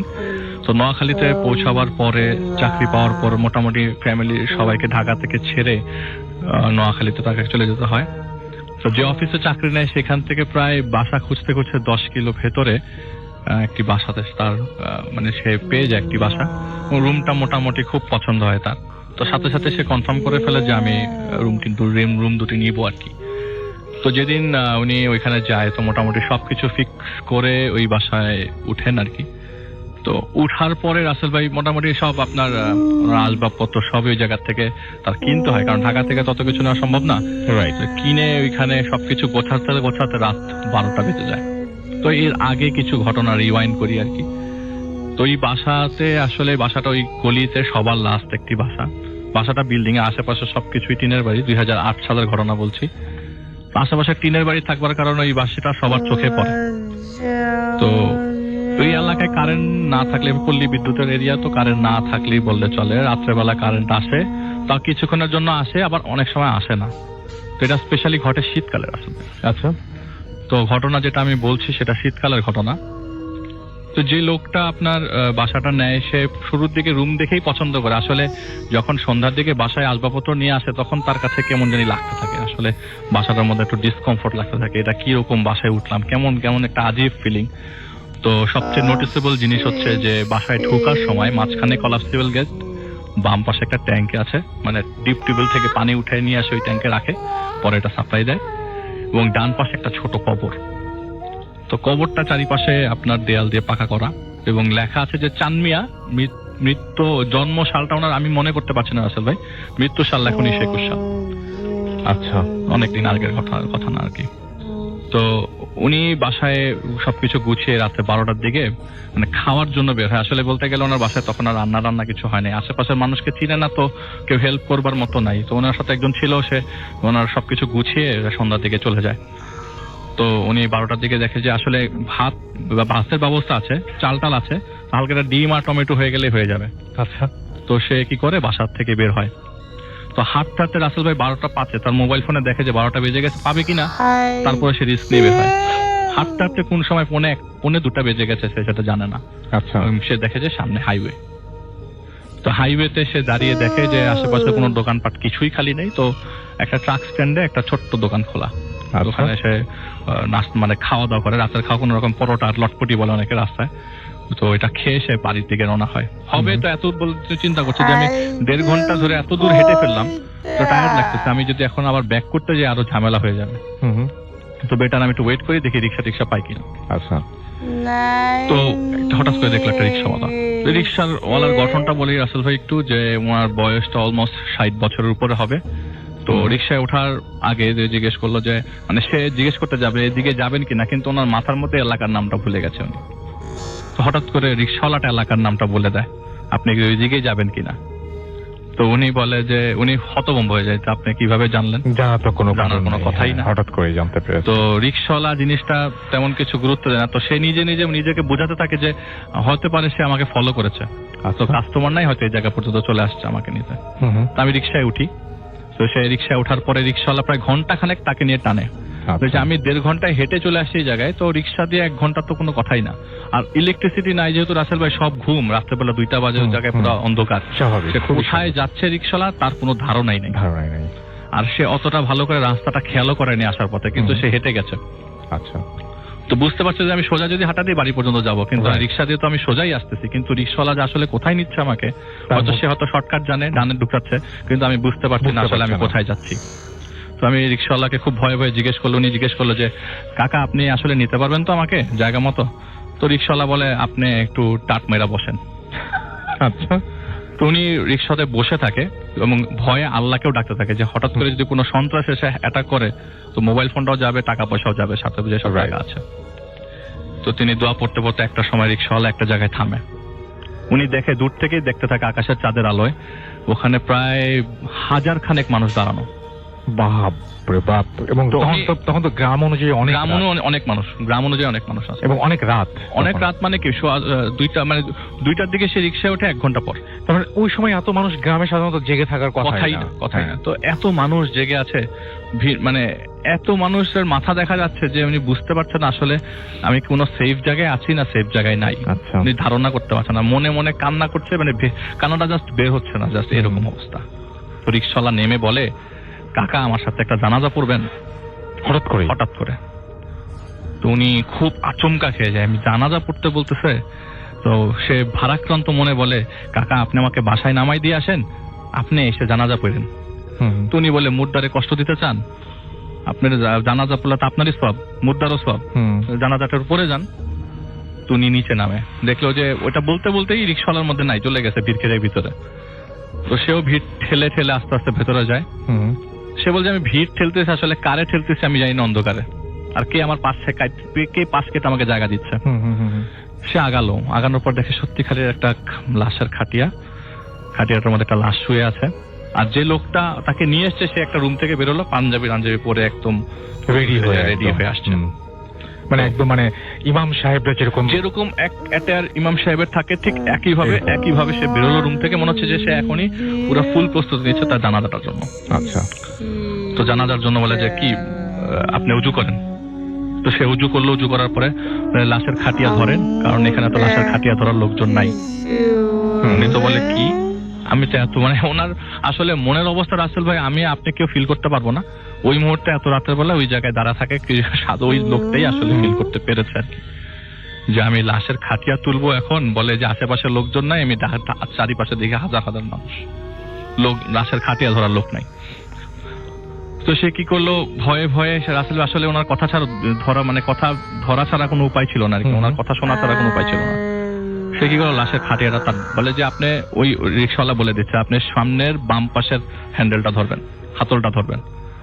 তো সে ধরলো, বলে যে আমি লাশটা উঠালাম, আমার কাছে মনে হচ্ছে আমি একটা তুলা রাখলাম আমার কাঁধের উপরে, কোনো ওজন নাই, কোনো ওয়েটই নাই। আচ্ছা, আমি কি ধরতেছি তাহলে কাঁধের মধ্যে। তো আমাকে খুব জোরে, আমি হাঁটা শুরু করবো এমন সময় খুব জোরে একটা ঝাড়ি দিল আমাকে রিক্সাওয়ালা, যে এই আপনি কালিমা শাহাদাত পড়েন না কেন। আমি আরো জোরে কালিমা শাহাদাত পড়া শুরু করলাম। আমার পড়াশোনা শুনে সবাই পড়া শুরু করলো, এবং যারা আমার পিছনে আসছে তারা একটা ডিস্টেন্স মেনটেন করে আসছে, সাথে দিয়ে কেউ হাঁটছে না। আচ্ছা, আমি হাঁটছি, প্রায় 15 মিনিট হাঁটার পরে দেখলাম একটা জায়গায় কবর খোঁড়া আছে। আশেপাশে আমি কিছু দেখতে পাচ্ছি না, চাঁদের আলো আমি হালকা কবরটাই দেখতে পাচ্ছি, মাটি উপরে ওঠানো একটা কবর খোঁড়া, চারিপাশে বেড়া লাগানো। আমি কি করলাম, উনি বলতেছে যে আমি লাশের খাটিয়াটা ওইটার কবরটার পাশে রাখা হলো, এবং ওই হুজুর বললো যে সরি আসলে আমি একটা জিনিস মিশে গেছি, জানাজা হবে। আচ্ছা, আমি মিস করে গেছি। তো জানাজা পড়তে যাবে, তো কবর দেওয়ার আগে একটা মাঠের সামনে সবাই জমায়েত হলো। বলে যে উনি বলছে যে আমি জাস্ট লাশের খাটিয়াটা রাখলাম, আমাদের যে রিক্সাওয়ালা সে আমাকে যে নিয়ে এসছে সেই জানাজা পড়াবে। আমার পাশে আস্তে আস্তে দেখলাম অনেক মানুষ দাঁড়ালো। আমার কাছে মনে হচ্ছে না আসলে 1 লক্ষের বেশি মানুষের, তার কথা আর কি, সে মুখে 1 লক্ষের বেশি মানুষ আছে। এরকম 10টা কাতার হলো। আসলে মানুষ তো উনি গণে নাই, কিন্তু মনে হচ্ছে যে অনেক মানুষ, যে 10টা কাতার হবে। জানাজা শেষ হলো, আবার লাশটা কাঁধে নিয়ে আমি কবর পর্যন্ত আসলাম। এখন আমাকে ওই রিক্সাওয়ালা বললো যে তুমি মাটিতে নামো, কবরে নামো। তো সে বললো যে কবরে নামো মানে, বলে হ্যাঁ আপনি কবরে নামেন, তুমি কবরে নামো। তো সে কবরে নামলো। কবরে নামার পর একটা লোকও তার সাথে কবরে নামলো, এবং সেই চাচা রিক্সাওয়ালা তাকে সেই লাশটা হাতে দিল। এবং রাসেল ভাই বিশ্বাস করবেন না, ওই লাশটা নড়ছিল, যে এই লাশটা হাত পা নড়ছে এই সাদা কাপড়ের ভেতরে। আমি কি করছি আমি জানি না, আমি জাস্ট আমার এই নিঃশ্বাসটা আল্লাহর নামে ছেড়ে দিয়েছে। আমি যদি মারাও চাই আমার এখন আক্ষেপ থাকবে না। এখন কি হচ্ছে আমি তার নিজের সাথে, সে বলতে যে আমার সাথে কি হচ্ছে আমি নিজেও জানি না। সে লাশটা নামালো, বললো যে লাশটা একটু পশ্চিম দিকে কাত করে দেন এবং উপরে গিটটা খুলে দেন। উপরে গিটটা খোলার পরে হালকা মাথাটা বের হওয়ার কারণে দেখলাম যে মুখটা একটা হাসি দিয়ে আছে একটা মানুষ ঘুমন্ত অবস্থায়, চাঁদের আলোতে হালকা একটু বুঝতে পারলাম। তাও আমি শিওর না, উনি বলছে তাও আমি শিওর না যে আসলে আদৌ হাসি দেয়া কিনা। আমার সবই মনের ভুল সম্ভবত।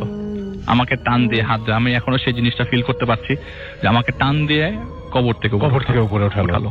মাই গড। এবং বললো যে 10 কদম, আমার কদমটার কথা মনে নাই, হয়তো 20 কদম পেছনে যেতে বললো। আচ্ছা, অটোমেটিক দেখা গেল যে কবরের মধ্যে সব মাটি আস্তে আস্তে কবরের উপর উঠে গেছে, সুন্দর হয়ে কবরটা হয়ে গেল। চারিপাশে বেড়াটা আবার সুন্দর করে লেগে গেল, অসম্ভব সুন্দর ভাবে, মানে কোনো কষ্ট ছাড়াই কবর হয়ে গেল, এবং সবাই মুনাজাত ধরলো। আচ্ছা, এবং তার সাথে পিছনের সবাই মুনাজাত ধরলো। আচ্ছা, মুনাজাত ধরে শেষ হওয়ার পরে ওনার কাঁধের মধ্যে হাত রেখে ওই চাচা বললো বাবা চলো বাসায় যাই। তো উনি খুব কান্না স্বরে কাকা আমাকে বাসায় নামাই দিয়ে আসেন। তো বললো এটাই তো তোমার বাসা, টেনশন কিসের, দেখো তুমি ভালো করে খেয়াল করো। আর আস্তে করে কানে দেখলো যে দূর থেকে ফজরের আজান, মাইক ছাড়া যেসব মসজিদ আছে ফজরের আজান আস্তে আস্তে কানে আসতেছে। হঠাৎ করে সে পিছন থেকে সোজা তাকানোর পর দেখলো যে তার বাসার সামনে সে দাঁড়িয়ে আছে, মনে হচ্ছে যে আমি চলে ওই এই যে কবর পিছাতে থেকে বললো, আসলাম, হ্যাঁ পিছাতে বললো, হ্যাঁ তখনই চলে ওখানে আসছে হয়তো বা বাসায়। কিছু একটা, সাথে সাথে দেখলো যে তার নিজের বাসার সামনে কবর, এবং আস্তে আস্তে হালকা হালকা আলো বোঝা যাচ্ছে, কেউ হয়তো লাইট জ্বালিয়েছে বা কিছু একটা ওই বিল্ডিং এর নিচে সেই কবরটা, কবরের জায়গায়। তাহলে সে চিন্তা করছে, তাহলে আমি এই যে 1921 সালে যে মারা গেছেন তাকে কি এতক্ষণ নিয়ে আসলাম, আমি নিজে আবার দাফন করলাম, রাইট। আমি আবার তাকে দাফন করলাম নাকি?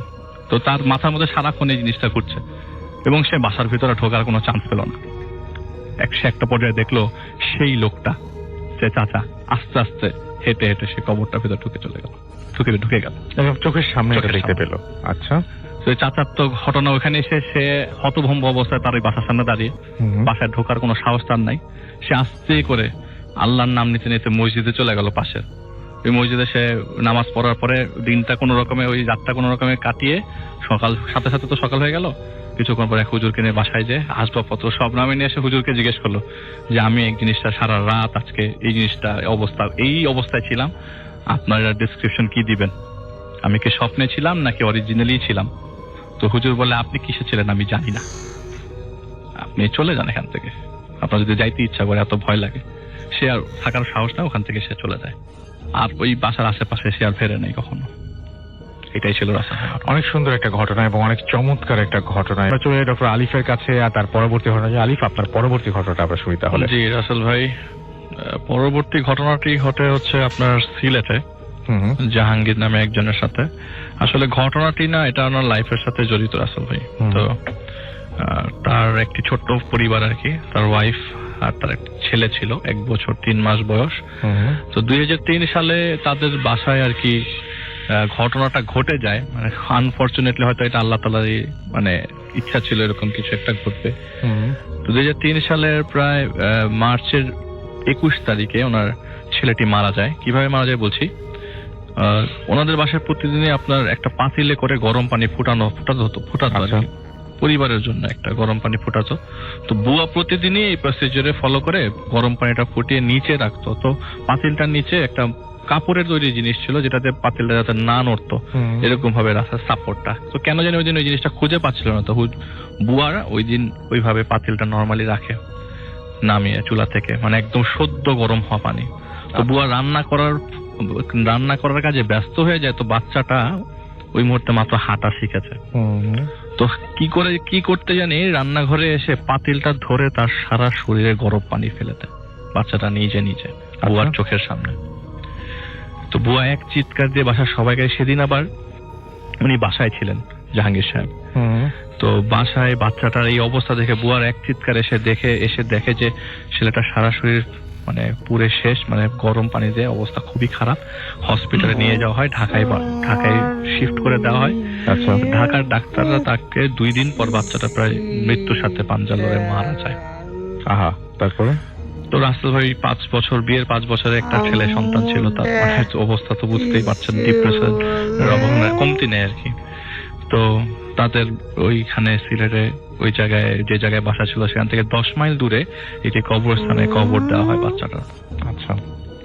তো প্রথম 1 সপ্তাহ রাসেল ভাই কোনো সমস্যা ছাড়াই উনি ছিলেন। 1 সপ্তাহ পরে রাতের বেলা ঘুম ভাঙতে থাকে। আর কারণটা কি? হঠাৎ করে ঘুম ভাঙতে থাকে। কারণটা হচ্ছে তার রাতে ঘুমানোর পরে গভীর রাত হলেই তার এই জিনিসটা স্বপ্নে আসে যে সে একটি রক্তের মাঝখানে সাঁতরাচ্ছে, অনেক রক্ত। এটা সে স্বপ্নের মতো দেখতে থাকে। হঠাৎ যখন সে ডুবে যায় তখনই ঘুম ভাঙে। আচ্ছা। যখনই সে ডুবতে থাকে, যখনই তার স্ট্রেংথ কমে যায়, রক্তের ভেতর তার ভেঙে যায়। তো ঘুম ভাঙার পর সে আচমকা উঠে যায়। এরকম করে প্রায় 10 থেকে 12 দিন একই স্বপ্ন, প্রতিদিন একই সময়। ওকে। সে ডাক্তার দেখায় ঢাকা শহরে, এসে সাইকিয়াট্রিস্ট দেখায়। সাইকিয়াট্রিস্ট বলে তা তো খুবই সিম্পল কেস, আপনার ছেলেকে আপনি খুব ভালোবাসছেন, ডিপ্রেশনের মাঝখানে পড়ছেন, বেটার একটু রেস্টে যান, এই ওষুধটা খান, 1 মাস ওষুধটা খান, দেখেন ঠিক হয়ে যাবে। আচ্ছা। তো রাসেল ভাই 10 দিন ওষুধটা খাওয়ার পর 10 দিন কাজ করার পর থেকে আর কাজ করা বন্ধ করে দেয়। তো কাজ করা বন্ধ করে দেয়। ওনার ওয়াইফের এই প্রবলেমটা হচ্ছিল, ওনার ওয়াইফের ঘুম হচ্ছিল, কিন্তু ওনার ওয়াইফ সারাক্ষণ চুপচাপ বসেই থাকতো। তো গভীর রাতে একদিন ওনার ওয়াইফ ঘুম ভেঙে চুপ করে বসে আছে। হঠাৎ করে ড্রয়িং রুম থেকে বাচ্চাদের সাউন্ড আসতে থাকে। উনি একটু আগে যে ঘটনা বলেন বাচ্চা, আমার ঘটনাটাও রাসেল ভাই বাচ্চা রিলেটেড। একটা বাচ্চার সাউন্ড আসতে থাকে, কান্নার সাউন্ড, আবার কিছুক্ষণ পর হাসির সাউন্ড। তো আসলে আমার নিজেরই বুক ধরপড় করে, এরকম করে যে আমি খাটের উপরে বসি, স্বাভাবিক, যে কেউ শুনলে আমার পাশের রুম থেকে বাচ্চাদের সাউন্ড আসতেছে, অত বাচ্চা কেউ নাই, ওই বিল্ডিং এ কোনো বাচ্চা নাই রাসেল ভাই, ওনাদের বাচ্চা ছাড়া কোনো বাচ্চা ছিল না, ওনার নিজেদের বাড়ি এটা। তো উনি ড্রয়িং রুমের দিকে যায়, ডাইনিং স্পেসের দিকে যায়, কোনো বাচ্চা দেখে না। এরকম করে 2-3 দিন। তৃতীয় দিন হঠাৎ করে একটা চিৎকারে ওনার স্বামীর ঘুম ভাঙে, মানে যার কাছ থেকে আমি ঘটনা পাই। সে বলে আমার হঠাৎ করে ঘুম ভাঙে আমি আমার ওয়াইফের চিৎকারে। আমার ওয়াইফ বলে আমার বাবু তো আমার কাছে আসছিল, বাবু আমার পায়ের কাছে আসছিল। ওনার বাচ্চাটার নাম ছিল কাব্য। কাব্য আমার পায়ের কাছে আসছিল। তো এরকম করে কয়দিন আর চলা যায়, আবার ওনার ওয়াইফকে এসে ডাক্তারের কাছে নিয়ে যায় যে আসলে আমাদের দুজনের অবস্থায় খুবই খারাপ, ভ্যাকেশনে যাওয়া দরকার, এরকম কিছু আপনি আমাকে সাজেস্ট করেন, আমি কি করবো। বলে যে আপনারা এই ওষুধটা খেতে থাকেন। আসলে ওনাদের ওষুধ কোনো কাজ করতে থাকে না, ওরা দুইজনই প্রায় সময় রাত্রে সজাগ থাকে। একদিন একটা বিয়ের দাওয়াত বা একটা দাওয়াত খেয়ে উনি বাসায় আসছিলেন আর কি, বাসার থেকে বাইরে, ওনারা চেত যে সবসময় বাসার বাইরে থাকতে, কোনো না কোনো কাজে বাসার বাইরে যেন থাকা যায়। রাত হলেই ওনাদের কেমন জানি একটা বিভীষিকাময় রাত হতে থাকে, যে আসলে এখন যদি না ঘুমাই আমি বাচ্চার সাউন্ড পাবো, আর আমি যদি ঘুমাই যাই আমি রক্তে সাঁতার কাটবো। আমার এই লাইফটা ওনার মধ্যে চলছিল। তো ওনার ওয়াইফেরও সেম অবস্থা, ওনার ওয়াইফও ঘুমাতে পারতো না, ওই ওষুধও কোনো কাজ হতো না। তো বাইরে ঘোরার মধ্যে ম্যাক্সিমাম অফিস টাইমের পরে ম্যাক্সিমাম চেষ্টা করতো ঘুমানোর জন্য, বাইরে ঘোরার জন্য। তো একদিন একটা দাওয়াত থেকে বাসায় আসার পরে ওনার ওয়াইফ চা বানাতে রান্না করে চলে যায়। এটা কিন্তু রাসেল ভাই ওনার বাচ্চা মরার প্রায় 3-4 মাস পরের ঘটনা। চা বানাতে রান্নাঘরে যায়, উনি ওয়াশরুম থেকে ফেরত এসে দেখে যে ওনার রুমের দরজা জানালা সব বন্ধ, অথচ ওই সময় গরম ছিল। তো দরজা জানালা সব খোলা রেখেই উনি ওয়াশরুমে যায়। বাসায় যখন তারা ছিল না তখন জানালা টানালা বন্ধ করে গেছিল। তো যখন সে ওয়াশরুমে যায়, জানালা সব খুলে সে ওয়াশরুমে যায়, ওয়াশরুম থেকে ব্যাক করার পর দেখে সব বদ্ধ অবস্থা, এবং দরজার নিচ থেকে বাষ্প আকারে ধোঁয়া আসছে এবং পুরো রুমটা ধোঁয়ায় ভরে গেল। এমন ভ্যাপসা গরমে আস্তে আস্তে তার মনে হচ্ছে তার শরীরে ফোসকা পড়ে যাচ্ছে। অনেক জোরে জোরে দরজা, এই পাশে উনি ধাক্কাচ্ছে, ওই পাশে ওনার ওয়াইফ ধাক্কাচ্ছে, কেউ দরজা খুলছে না। ওনার মতে যে আল্লাহর রহমতে আমি কোনো কষ্ট ছাড়াই হঠাৎ করে দেখলাম যে বাতাস আসা শুরু করলো, হঠাৎ করে জানালা খুলে গেল। আমরা এরকম কেন ফিল করছি? আমরা 2 হাজবেন্ড ওয়াইফ, এরকম ফিল করার তো কথা না, রাইট? এরকম ভাবে ফিল করবোই বা কেন? আমরা তো এরকম কন্ডিশন রাসেল ভাই ওনাদের শোনা মতো অনেকের বাচ্চা মারা গেছে বা কিছু, এরকম তো কারোর সাথে কখনো হয়নি, তাদের সাথে কেন হচ্ছে? সেটাই তো তারা জিনিসটা কোয়েশ্চেন, অনেক খোঁজাখুঁজির মাঝখানে রাসেল ভাই যে কাকে নিয়ে আসলে কে এটার সলিউশন দেবে, এরই মাঝখানে হঠাৎ করে ঘুম ভাঙে রাতের বেলা, গভীর রাত, সেদিন প্রচন্ড বৃষ্টি হয়। ঘুম ভাঙার পর তিনি দেখে যে তাদের বেডরুমের দরজাটা খোলা ছিল, ওই দরজা দিয়ে 2-3টা বাচ্চা তাদের রুমে ঢোকে।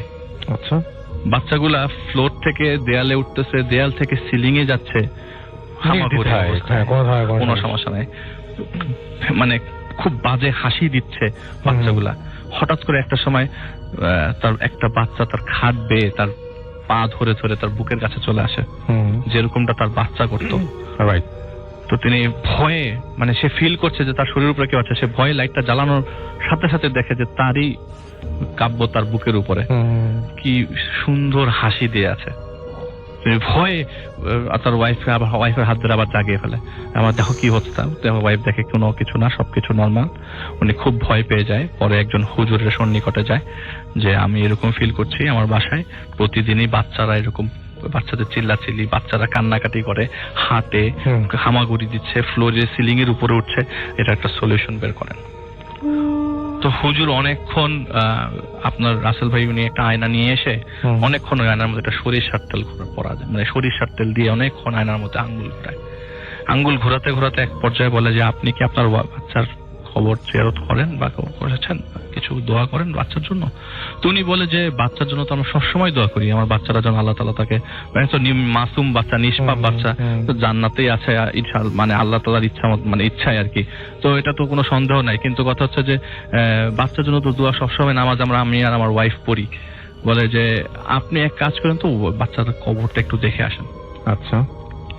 তো একদিন সকালবেলা অফিস শেষ করে প্রায় দুপুর 3-4টার দিকে তিনি কবরস্থানে যায়। তার বাসা থেকে যে বললাম 10 মাইল দূরে যে কবরস্থানে কবরস্থ করা হয়েছিল বাচ্চাটাকে, সে যে দেখে 2টা পা বের হয়ে আসে রাসেল ভাই কবর থেকে। আর নতুন কোনো কবর হয় নাই, 4-5 মাসে নতুন কোনো কবর হয় নাই। সে 2টা পা বের হয়ে আছে এবং তিনি হুজুরকে ওই মুহূর্তে আবারও জানায় যে আমি এই অবস্থায় দেখে আসছি, বলে যে আমি যাবো আপনার সাথে। সে যে দেখে আসলেই 2টা পা বের হয়ে আছে, কবরটা দেবে আছে বৃষ্টিতে মাটিতে। তো বলে যে আপনাকে আবার কি করতে হবে, এই বাচ্চাটাকে উঠিয়ে জানাজা দিতে হবে, জানাজা দিয়ে আবার কবরস্থ করতে হবে। তো ঠিকই 2 দিন সময় নিয়ে বাচ্চাটাকে কবর থেকে, আসলে অবস্থা খুব খারাপ, কিন্তু রাসেল ভাই বাচ্চাটা একদম ইনট্যাক্ট অবস্থায়, পুড়ে গেছে শরীর কিন্তু ইনট্যাক্ট অবস্থায় একটা বাচ্চার পা। উনি বুঝতেই পারছিল এটা, তো উনি সামনাসামনি ছিল না, কিন্তু ওইখানকার যারা গোরখোদক ছিল তারা বাচ্চাটাকে উঠিয়ে এনে তার কাফনের কাপড় দিয়ে যে পেঁচিয়ে, নতুন একটা কাফনের কাপড় পেঁচিয়ে জানালা দিয়ে আবার কবর দেয়। কবর দেওয়ার পর যখন বাসায় চলে আসে, এরপর থেকে আর কোনো বাচ্চার সাউন্ড রাসেল ভাই উনি শোনেন না। হতে পারে যে কবর দেয়া না দেওয়ার কারণে বা এক্সপোজ হওয়ার কারণে না করেন, আল্লাহ জানে রাসেল ভাই সবচেয়ে বেশি ভালো আমাদের থেকে। সেটাই, তো উনি এরপর থেকে কোনো ধরনের প্রবলেম আর ফেস করেন নাই। বাট এটা যার সাথে হয়েছে তিনি যেটা যেভাবে বলেছেন, হ্যাঁ জিনিসটা খুব অন্যরকম, এবং কোনটার সাথে কোন কারণটা মিলেছে এটা তো আসলে আমরা, আমাদের জ্ঞান কতটুকু আমরা ঠিক বলতে পারবো না, বাট হ্যাঁ সেটাই আল্লাহ সবচেয়ে ভালো জানেন। তো যাই হোক, থ্যাংক ইউ ভেরি মাচ। তো আমরা এখন চলে যাব আমাদের পরবর্তী স্টোরিতে। আমাদের সঙ্গে রয়েছেন নতুন একজন অতিথি। আপনার নামটা প্লিজ একটু বলবেন, তারপর আমরা আপনার ঘটনা শুরু করুন। আপনার নাম? হ্যালো লিসেনার্স, আমার নাম কাব্য, আমি মিরপুর থেকে এসেছি। তো ভাইয়া স্টোরিটা, জি প্লিজ প্লিজ। স্টোরিটা হচ্ছে বেসিক্যালি আমার একটা ফ্রেন্ডের। জি, আমরা ভূতে ফিল্ম অনেক আগে থেকেই শোনা হয়।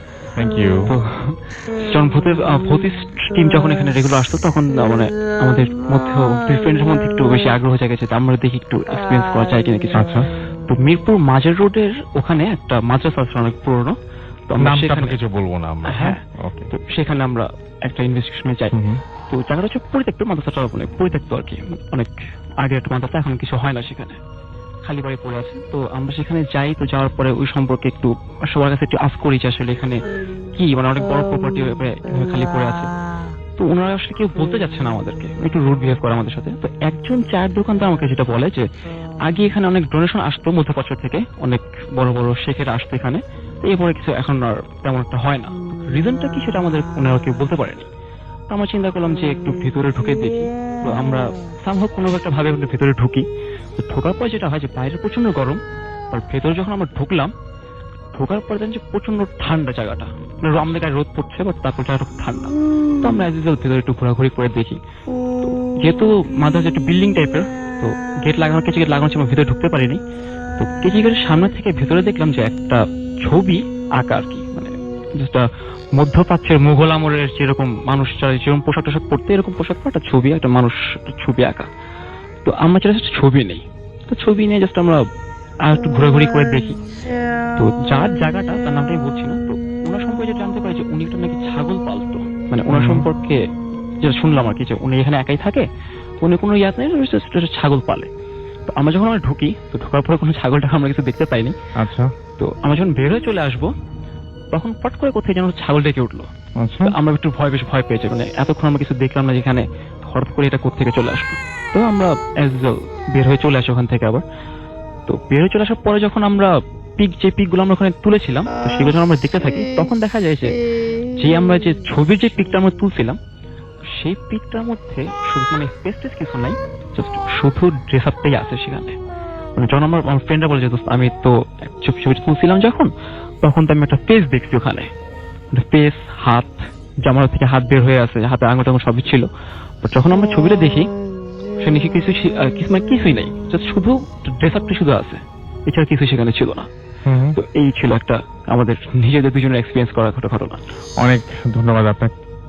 পরবর্তী ঘটনায় যাব, আমাদের আরো একজন অতিথি আছেন। আপনার নামটা প্লিজ একটু বলবেন, তারপরে আপনার ঘটনায় যাব আমরা। কি নাম আপনার? থ্যাংক ইউ রাসেল ভাই, আমি মোহাম্মদ আব্দুল আলিম, রাজবাড়ী জেলা থেকে। জি বলেন।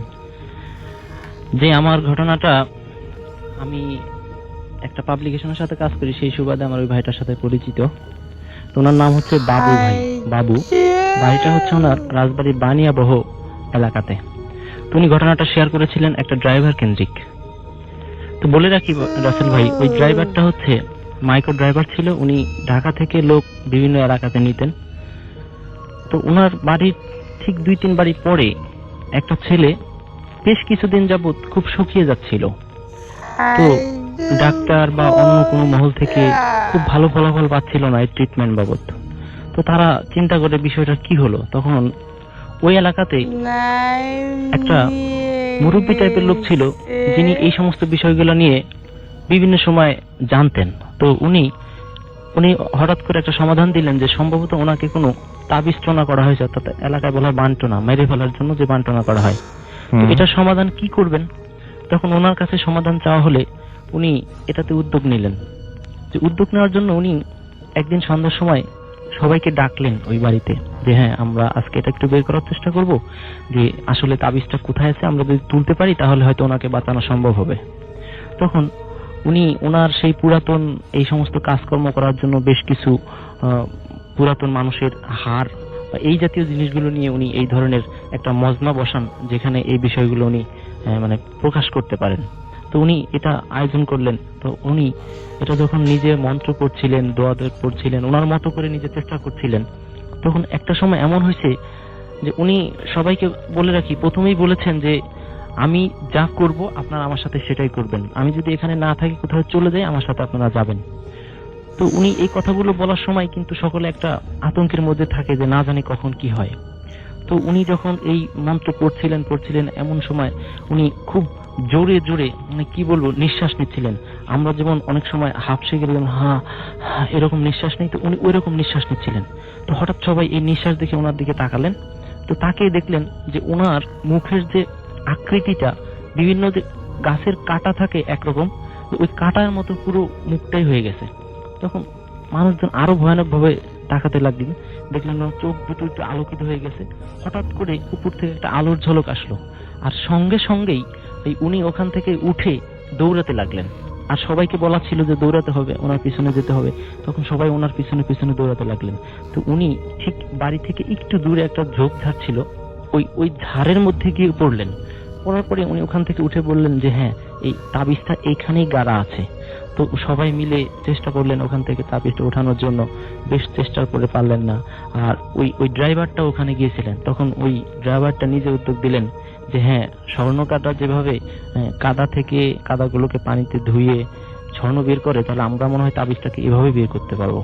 তখন ওই ড্রাইভারের উদ্যোগে এইভাবে কাজ করা হয়, কিছু মাটি ওখান থেকে সংগ্রহ করে ওই মাটির মধ্যে থেকে এইভাবে তাবিজটা বের করা হয়। উল্লেখ্য এই তাবিজটা নাকি ওই ড্রাইভার নিজেই খোলার পরে উনি যেটা দেখতে পায় যে তাবিজের মধ্যে ছিল কিছু কাগজ, কিছু চুল আর পিতলের কিছু জিনিসপত্র ছিল। তো ওই জিনিসগুলো যখন উনি হাতের তালুতে নেয় ড্রাইভারটা, তখন ড্রাইভারটা নিজেকে একটু অন্যভাবে ফিল করে যে আমি এগুলো নিলাম, আমার জন্য কেমন লাগছে। তো সেদিন নিজে নিজে ভয় পেয়ে যায়। তো যাই হোক, সেদিন রাতে সবাই বাসায় ফিরলো এই তাবিজগুলো ঘটনা শেষে।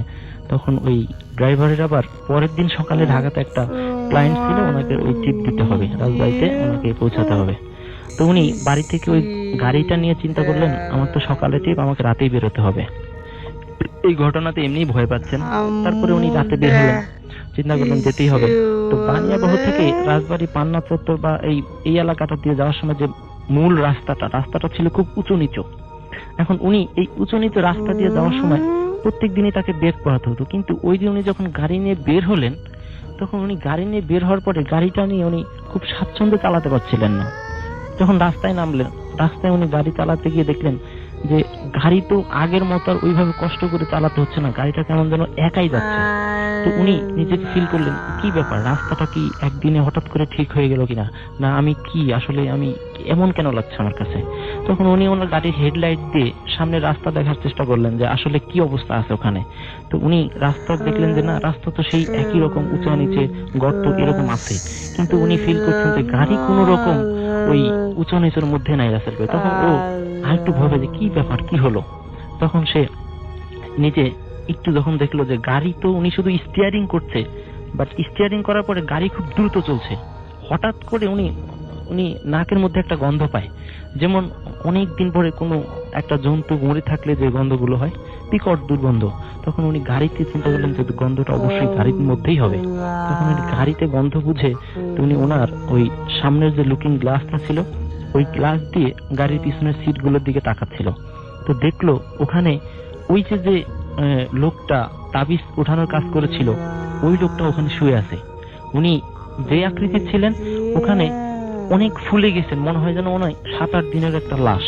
তিনি ওইভাবে শুয়ে আছেন, কিন্তু ওনার দিকে ফ্যাল ফ্যাল দৃষ্টিতে তাকিয়ে আছেন। তখন উনি দৃষ্টিটা দেখে আমার গায়ে লোম দাঁড়িয়ে যায়, সে খুব ভয় পায়। এখন এমন অবস্থায় উনি চিন্তা করলো যে আমি দৃষ্টিটা একটু সরাসরি দেখবো। সে যখন ঘাড় ঘুরিয়ে পিছনের দিকে তাকালো, তখন উনি ওনার অজান্তেই গাড়িটা অ্যাক্সিডেন্ট করে ফেলে। অ্যাক্সিডেন্ট করার পরে উনি পরের দিন ওনাকে পাওয়া হলো। তো পরের দিন ওনাকে পাওয়া হলে বাসায় নেওয়া হয়। বাসায় নেওয়ার পরে উনি একটা অস্বাভাবিক আচরণ শুরু করে। ওনার সামনে কাউকে উনি সহ্য করতে পারে না। অবশেষে 3-4 দিন পরে ওনাকে আর খুঁজে পাওয়া যাচ্ছিল না। এরপর কিছু লোকজন খুঁজে বের করলো যে উনি ওই ঝোপের কাছেই ওখানেই মৃত অবস্থায় পড়েছিল। এই ছিল আমার সংক্ষিপ্ত ঘটনা রাসেল ভাই। ধন্যবাদ listener. Thank you very much. Wait করছেন তার ঘটনা শোনাবেন বলে, আমরা সরাসরি কথা না বলে আগে তার ঘটনা শুনে আসি। That is more important than anything. So আমরা শুনি, আপনার নামটা প্লিজ একটু বলবেন, তারপর আপনার ঘটনায় যাবো আমরা। হ্যালো লিসেনার্স, আমি মোহাম্মদ মনিরুজ্জামান, একটা প্রাইভেট ইউনিভার্সিটিতে কম্পিউটার সায়েন্স ইঞ্জিনিয়ারিং 4th বর্ষের স্টুডেন্ট। ওকে, যাই আমরা আপনার ঘটনায়। তো ঘটনাটা আজ থেকে 4 বছর আগের। আমরা তখন কোচিং করতাম, মেরিন কোচিং। তো আমাদের একটা ফ্রেন্ড ছিল, ওর বাসা বান্দরবনে। জি। বান্দরবনের রাঙ্গামাটির একটা মানে সীমানা পয়েন্টে। তো গল্পে রাহেল নাম বলছিলেন না? সরি, রাহেল, যার সাথে ঘটনাটা, তার নাম রাহেল। আচ্ছা, ওকে। তো ফ্রেন্ড আমরা সবাই মিলে, ও বলে যে আমাদের ওখানে অনেক অ্যাডনর্মাল অনেক কিছু দেখা যায়, প্যারানর্মাল অনেক ঘটনা ঘটে। আমাদের যে বান্দরবনের ফ্রেন্ডটা ছিল, তো আমরা বললাম আচ্ছা ঠিক আছে, তাহলে তোর সাথে তোর বাসায় আমরা ট্যুরে যাব। আমরা প্যারানর্মাল এইগুলো দেখার আমাদের অনেক ইন্টারেস্ট ছিল আমাদের সবারই। তো অ্যাটলিস্ট আমরা সবাই লাস্টে 5 জন গেলাম, ও সহ 6 জন। যাওয়ার পরে ইতিমধ্যে আমাদের রাত হয়ে গেল। যাওয়ার পরে আমরা রাসেল ভাই যখন গেলাম তখন রাত 12টা বাজে। গ্রামের রাস্তা, পাহাড়ি রাস্তা, অনেক মানে ভয়ঙ্কর একটা পরিবেশ। তো রীতিমতো গ্রামে পৌঁছানোর পরেই আমরা ঘুমায় গেলাম। পরের দিন সকালে আমাদেরকে দেখালো, পাশের একটা পাহাড় দেখালো, যে পাহাড়টা কোনো মানুষ নাই, মানে কোনো জনবসতি নাই। তো বোঝা যাচ্ছে যে এই পাহাড়ে একটা সময় জনবসতি ছিল, যে এখানে কেউ বাস করতো। এই পাহাড়ে কোনো মানে জনবসতি ছিল, তো এখন আর কোনো নাই, কোনো জনবসতি নাই। তো আমরা রীতিমতো রাত্রে 12টার দিকে ওদের বাসাতে ছিল, পাহাড়ের গায়ে ঘেঁষানো, মাথা করা। তো মাথার উপর থেকে দেখলাম যে পাশের পাহাড়টাতে মনে হচ্ছে যে অনেক মানুষ বাস করে, অনেক মানে একটা শহরের মতো, একটা গ্রামের মতো, মারমাপাড়া যেমন হয় এমন টাইপের আর কি। তো আমরা রীতিমতো ওই দিন রাত্রে গেলাম না, ভয় পাচ্ছিল সবাই যে কে আমাদের সাথে যাবে, আমরা তো পাহাড়ি রাস্তায় যাব না। পরের দিন আমাদের ওই ফ্রেন্ডের ভাই আসলো, উনি চিটাগাংয়ে ছিলেন, চিটাগাং থেকে আসলেন। তো আমরা ওই পাহাড়ের উদ্দেশ্যে রওনা হলাম। রাত তখন 12টা হবে এরকম টাইমে আমরা পাহাড়ের উদ্দেশ্যে যাচ্ছিলাম। পাহাড়টা এখান থেকে 500 মিটার দূরে এরকম হবে। তো পাহাড়ি রাস্তা দিয়ে যাচ্ছিলাম। তো আমার যে ফ্রেন্ডরা ছিল, একটা ফ্রেন্ড ছিল, ও নিজেকে অনেক সাহসী বলতেছিল যে আমার অনেক সাহসী, এসে আমি সামনে যাব। তো সামনে যাচ্ছিল, আমরা 1 মিটার ডিস্টেন্স। তো কিছু দূর যাওয়ার পরে আমাদের জাস্ট মাথার সেন্স কাজ করতেছিল না, এখন কয়টা বাজে, এরকম আমাদের এমন একটা পরিবেশ ক্রিয়েট হয়ে গেছে যে আমরা স্বাভাবিকভাবে সবকিছু করতেছি। তো সামনে যাওয়ার পরে দেখলাম কিছু বাচ্চা, 8-10 বছর বয়স হবে, এই টাইপের কিছু বাচ্চা মানে খেলা করতেছে। তো আমাদের যে ফ্রেন্ডটা ছিল, ও ফ্রেন্ডটা সবার সামনে, ওই ফ্রেন্ডটা একটা বাচ্চার ওই বাচ্চাদের কাছে গিয়ে ওই বাচ্চাদের ভেতর একজনের হাত ধরলো। তখনই আসলে মূল ঘটনাটা আসলে ভাই, তখন ওই সব বাচ্চাগুলো এমন ভাবে তাকাইলো আমার ফ্রেন্ডের দিকে, ওই চোখগুলা আমরা নিজের চোখে দেখেছেন? হ্যাঁ, নিজের চোখে দেখা। চোখগুলা বের হয়ে আসছে, চোখগুলা বড় বড় এটা বের হয়ে চলে আসছে। এই দৃশ্য দেখার পরে আমার ফ্রেন্ড ওখানেই আর কি সেন্সলেস হয়ে গেল। সেন্সলেস হওয়ার পরে আমাদের সাথে যে ভাইয়াটা ছিল, ওই ভাইয়াটার হাতে একটা পাহাড়ি রাস্তায় যাওয়ার জন্য একটা ছোরা ছিল। তো ওই ছোরা দিয়ে ওই বাচ্চাগুলোকে সরানোর চেষ্টা করতেছিল, কিন্তু বাচ্চাগুলো সরতেছিল না। প্লাস ওখানে মানে একটা ভৌতিক একটা সিচুয়েশন ক্রিয়েট হয়েছে, অনেক মানে ভয়ানক ভয়ানক শব্দ ভেসে আসতেছিল পাহাড় থেকে। মানে এই ভাষাগুলো আমরা আসলে কোথাও শুনি নাই, এরকম ল্যাঙ্গুয়েজ। তো কিছুক্ষণ পর সবকিছু শান্ত, ওই পাহাড়টাতে যে জনবসতি এটার কোনো চিহ্ন মাত্র নাই, কোনো আলো নাই, কোনো কিছুই দেখা যাচ্ছে না। রাসেল ভাই নিজের চোখে মানে অবিশ্বাস করতে পারতেছিলাম না যে কি দেখলাম আমরা এটা। তো ওই বাচ্চাগুলোও নাই, তো আমরা ফ্রেন্ডকে নিয়ে আসলাম, নিয়ে এসে পাহাড়ের এই যে জনবসতি আছে ওই জনবসতিতে নিয়ে আসলাম। নিয়ে আসার পরে ওই ভাইয়ের কাছে জিজ্ঞাসা করলাম, আচ্ছা এই শব্দগুলো কি শব্দ আসতেছিল, এই শব্দগুলো আসলে কি ধরনের শব্দ আসতেছিল আপনারা একটু বলবেন? তো বলতেছিল যে তোমরা এই এলাকা থেকে ছেড়ে যাও, এই এলাকায় তোমরা এসো না, এই এলাকায় থেকে চলে যাও, এখনই চলে যাও, এরকম একটা শব্দ ওরা ওদের মারমা ভাষায় বলতেছিল। তো পরে ওই গ্রামের অনেকে আছে, তাদের কাছ থেকে জিজ্ঞাসা করলাম আসলে ব্যাপারটা কি। তো বললো যে আসলে অনেক বছর আগে, প্রায় 10-15-20 বছর আগে ওখানে হচ্ছে জনবসতি ছিল। জনবসতিটা আসলে পাহাড় ধসের মাধ্যমে জনবসতিটা পুরাটাই মানে মাটির নিচে চাপা পড়ে। অনেক বাচ্চা ছিল, অনেকেই ছিল যারা মারা পড়ে, আর যারা বেঁচে ছিল তারা এই গ্রামটাতে চলে আসে। তো ওখানে আসলে কোনো জনবসতি নাই, এই জন্য এখানে এই প্যারানর্মাল ঘটনাগুলো ঘটে। তো আমার যে ফ্রেন্ড, ওই ফ্রেন্ডটা এখনো স্বাভাবিকই আছে, যে ফ্রেন্ডটা মানে সেন্সলেস হয়ে যায়, ও আসলে এখন মেরিন প্রফেশনে আছে, জাহাজে ঘুরে আর কি। ও এখনো, আমরা যখন সব ফ্রেন্ডরা এক হই, তো ও এখনো এই ঘটনাটা বলে যে ওর লাইফের মানে ও কোনোদিন এতটা ভয় পায়নি। And today he is with us from Singapore, right? Sorry, ও হচ্ছে থাইল্যান্ডে আছে। থাইল্যান্ডে, সরি আমি সিঙ্গাপুরে বলে ফেলেছি, থাইল্যান্ডে। ওকে, এবং অ্যাপ দিয়ে শুনছি আপনি বললেন, একটু আগে আপনার সাথে যোগাযোগ হয়েছে, অনলাইনে শুনছে। Thank you very much. প্রিয় লিসেনার, এই এপিসোডে যে ঘটনাগুলো শুনতে পারলেন, আশা করি প্রত্যেকটা ঘটনা আপনাদের মাঝে ভালো লেগেছে। ট্রাক ড্রাইভারের ঘটনা সহ প্রত্যেকটা ঘটনা কিন্তু বাছাই করা ভয়ানক ঘটনা ছিল। এই চ্যানেলে প্রতিনিয়ত আপনারা সব থেকে বাছাই করা ভয়ানক ঘটনাগুলো শুনতে পাবেন, যেমন আরজে রাসেল ভাই, আফনান ভাই, বাবু ভাই, ডক্টর আলিফ ভাই, এনাদের যেগুলো বাছাই করা ভয়ানক ঘটনা, প্রত্যেকটা ঘটনা আমি প্রতিনিয়ত এই চ্যানেলে রাত 10টা বাজে পাবলিশ করে থাকি। তবে যারা এখনো এই চ্যানেলটি সাবস্ক্রাইব করেননি, অবশ্যই চ্যানেলটি সাবস্ক্রাইব করে নেবেন। যারা অলরেডি চ্যানেলটি সাবস্ক্রাইব করেছেন তাদেরকে জানাই অসংখ্য ধন্যবাদ। আপনারা চাইলে এই চ্যানেলে ঘুরে আসতে পারেন। এই চ্যানেলে অসংখ্য এপিসোড পাবলিশ করা আছে, যা শুধুমাত্র বাছাই করা ভয়ানক ঘটনা। তো প্রিয় লিসেনার, আজকের জন্য এখানেই বিদায় নেব। আমরা আগামীকাল নতুন কিছু বাছাই করা ভয়ানক ঘটনা নিয়ে আপনাদের মাঝে চলে আসবো। সকলেই ভালো থাকবেন, সুস্থ থাকবেন। আল্লাহ হাফেজ।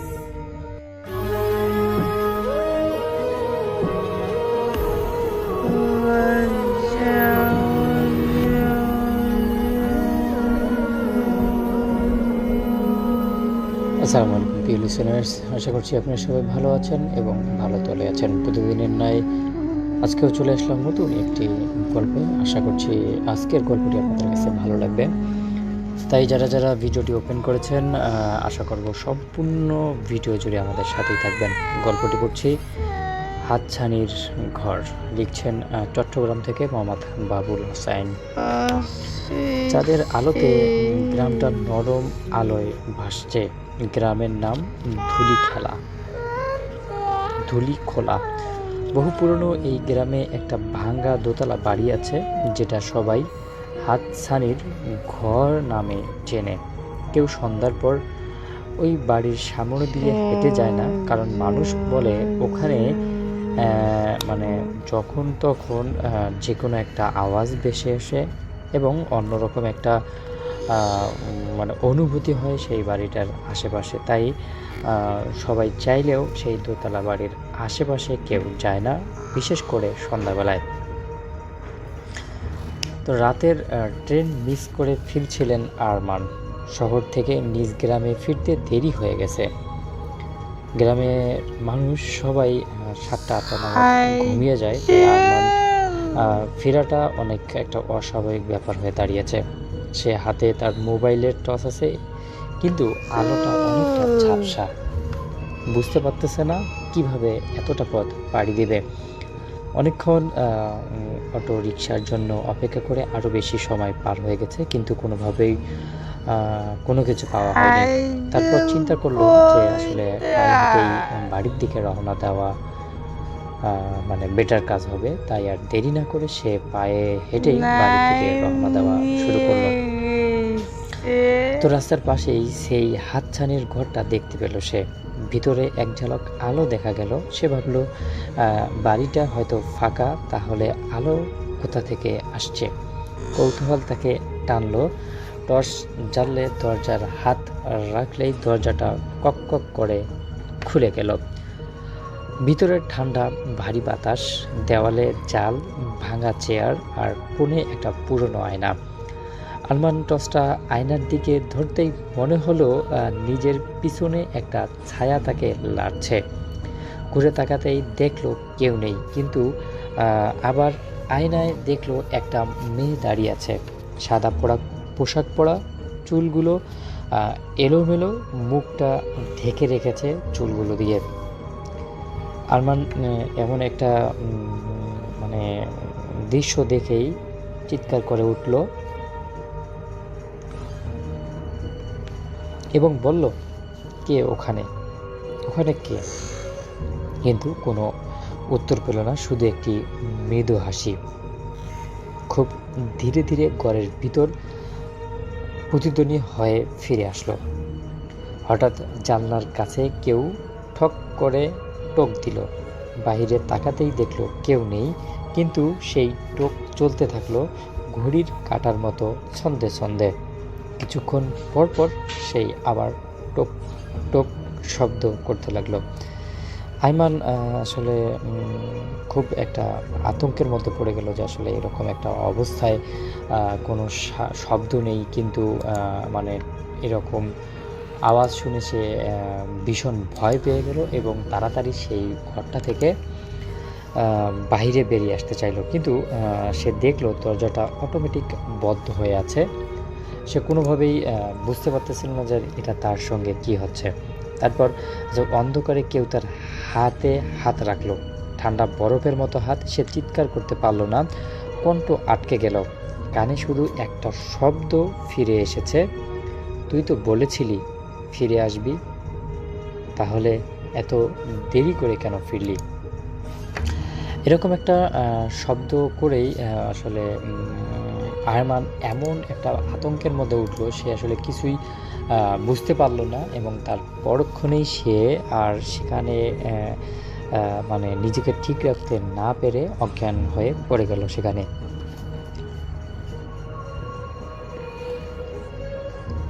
পরদিন সকালে গ্রামবাসীরা মানে সেই আইমানকে সেখান থেকে মানে উদ্ধার করতে নিয়ে আসলো এবং গেটের মধ্যে ঢুকতেই তারা দেখলো যে সেখানে লেখা, আমি ফিরে এসেছি, আরমান আর ফিরে যাবে না। এমন একটা কথা শুনে সবাই আতঙ্কে উঠল এবং পরবর্তী সময় আইমানকে একজন হুজুরের কাছে নিয়ে যাওয়া হলো। হুজুর তাকে কিছু সূরা পড়ে পানিতে ফু দিল এবং সেই ফুর পানিটুকু আইমানের মুখের উপর দেওয়ার সাথে সাথে আইমানের জ্ঞান ফিরল এবং আইমান আসলে বলতে লাগলো যে গত রাতে তার সঙ্গে কি হয়েছে বা সে আসলে কিভাবে সেখানে গেল। তারপর থেকেই আসলে আইমান চিন্তা করলো যে আসলে এই বাড়ির ভিতরের মূল কাহিনীটাকে, সেই কাহিনীটা উদ্ঘাটন করার সে চেষ্টা করলো এবং পরবর্তী সময় তার গ্রামের একজন বয়োজ্যেষ্ঠ মানুষের কাছে জিজ্ঞাসা করলো যে আসলে এর আসল কাহিনীটা কি। পরে সে জানতে পারলো যে এখানে একটা ফ্যামিলি ছিল, সেই ফ্যামিলিটা হঠাৎ করে একদিন রাতে উধাও হয়ে যায়। কারণ হিসেবে তারা বুঝতে পারে যে আসলে এখানে তারা দীর্ঘদিন ধরে থাকার ফলে কেউ তাদের উপর নজর রেখেছিল এবং সেটা তারা সহ্য করতে না পেরে হঠাৎ করে একদিন রাতে সেখান থেকে চলে যায়। তো যখন চলে যায় তখন এই বাড়িটা ফাঁকা হয়ে যায় এবং সেখানে একটা মেয়ে একদিন আশ্রয় নেওয়ার ফলে ভয়ে আতঙ্কে সে সেখানে আত্মহত্যা করে এবং তারপর থেকেই এই বাড়িটা এরকম একটা ভয়ঙ্কর রূপ ধারণ করে। তো দর্শক, আসলে আমাদের গল্পটি ছিল এতটুকুই। আমি আশা করছি আপনাদের কাছে আমাদের গল্পটি ভালো লেগেছে। যদি গল্পটি এতটুকু ভালো লেগে থাকে তাহলে কিন্তু অবশ্যই আমাদের আজকের এই ভিডিওটিতে লাইক করবেন, শেয়ার করবেন, কমেন্ট করবেন এবং যদি এখন পর্যন্ত আমাদের চ্যানেলটিকে সাবস্ক্রাইব করে না থাকেন তাহলে কিন্তু অবশ্যই চ্যানেলটিকে সাবস্ক্রাইব করবেন, পাশে আসা বেল আইকনটি অন করে রাখবেন যেন নতুন নতুন আপডেট ভিডিওগুলো আপনার কাছে পৌঁছতে পারে। তো দর্শক, ভালো থাকবেন, সুস্থ থাকবেন, আবারও দেখা হচ্ছে নতুন এপিসোডে। আল্লাহ হাফেজ।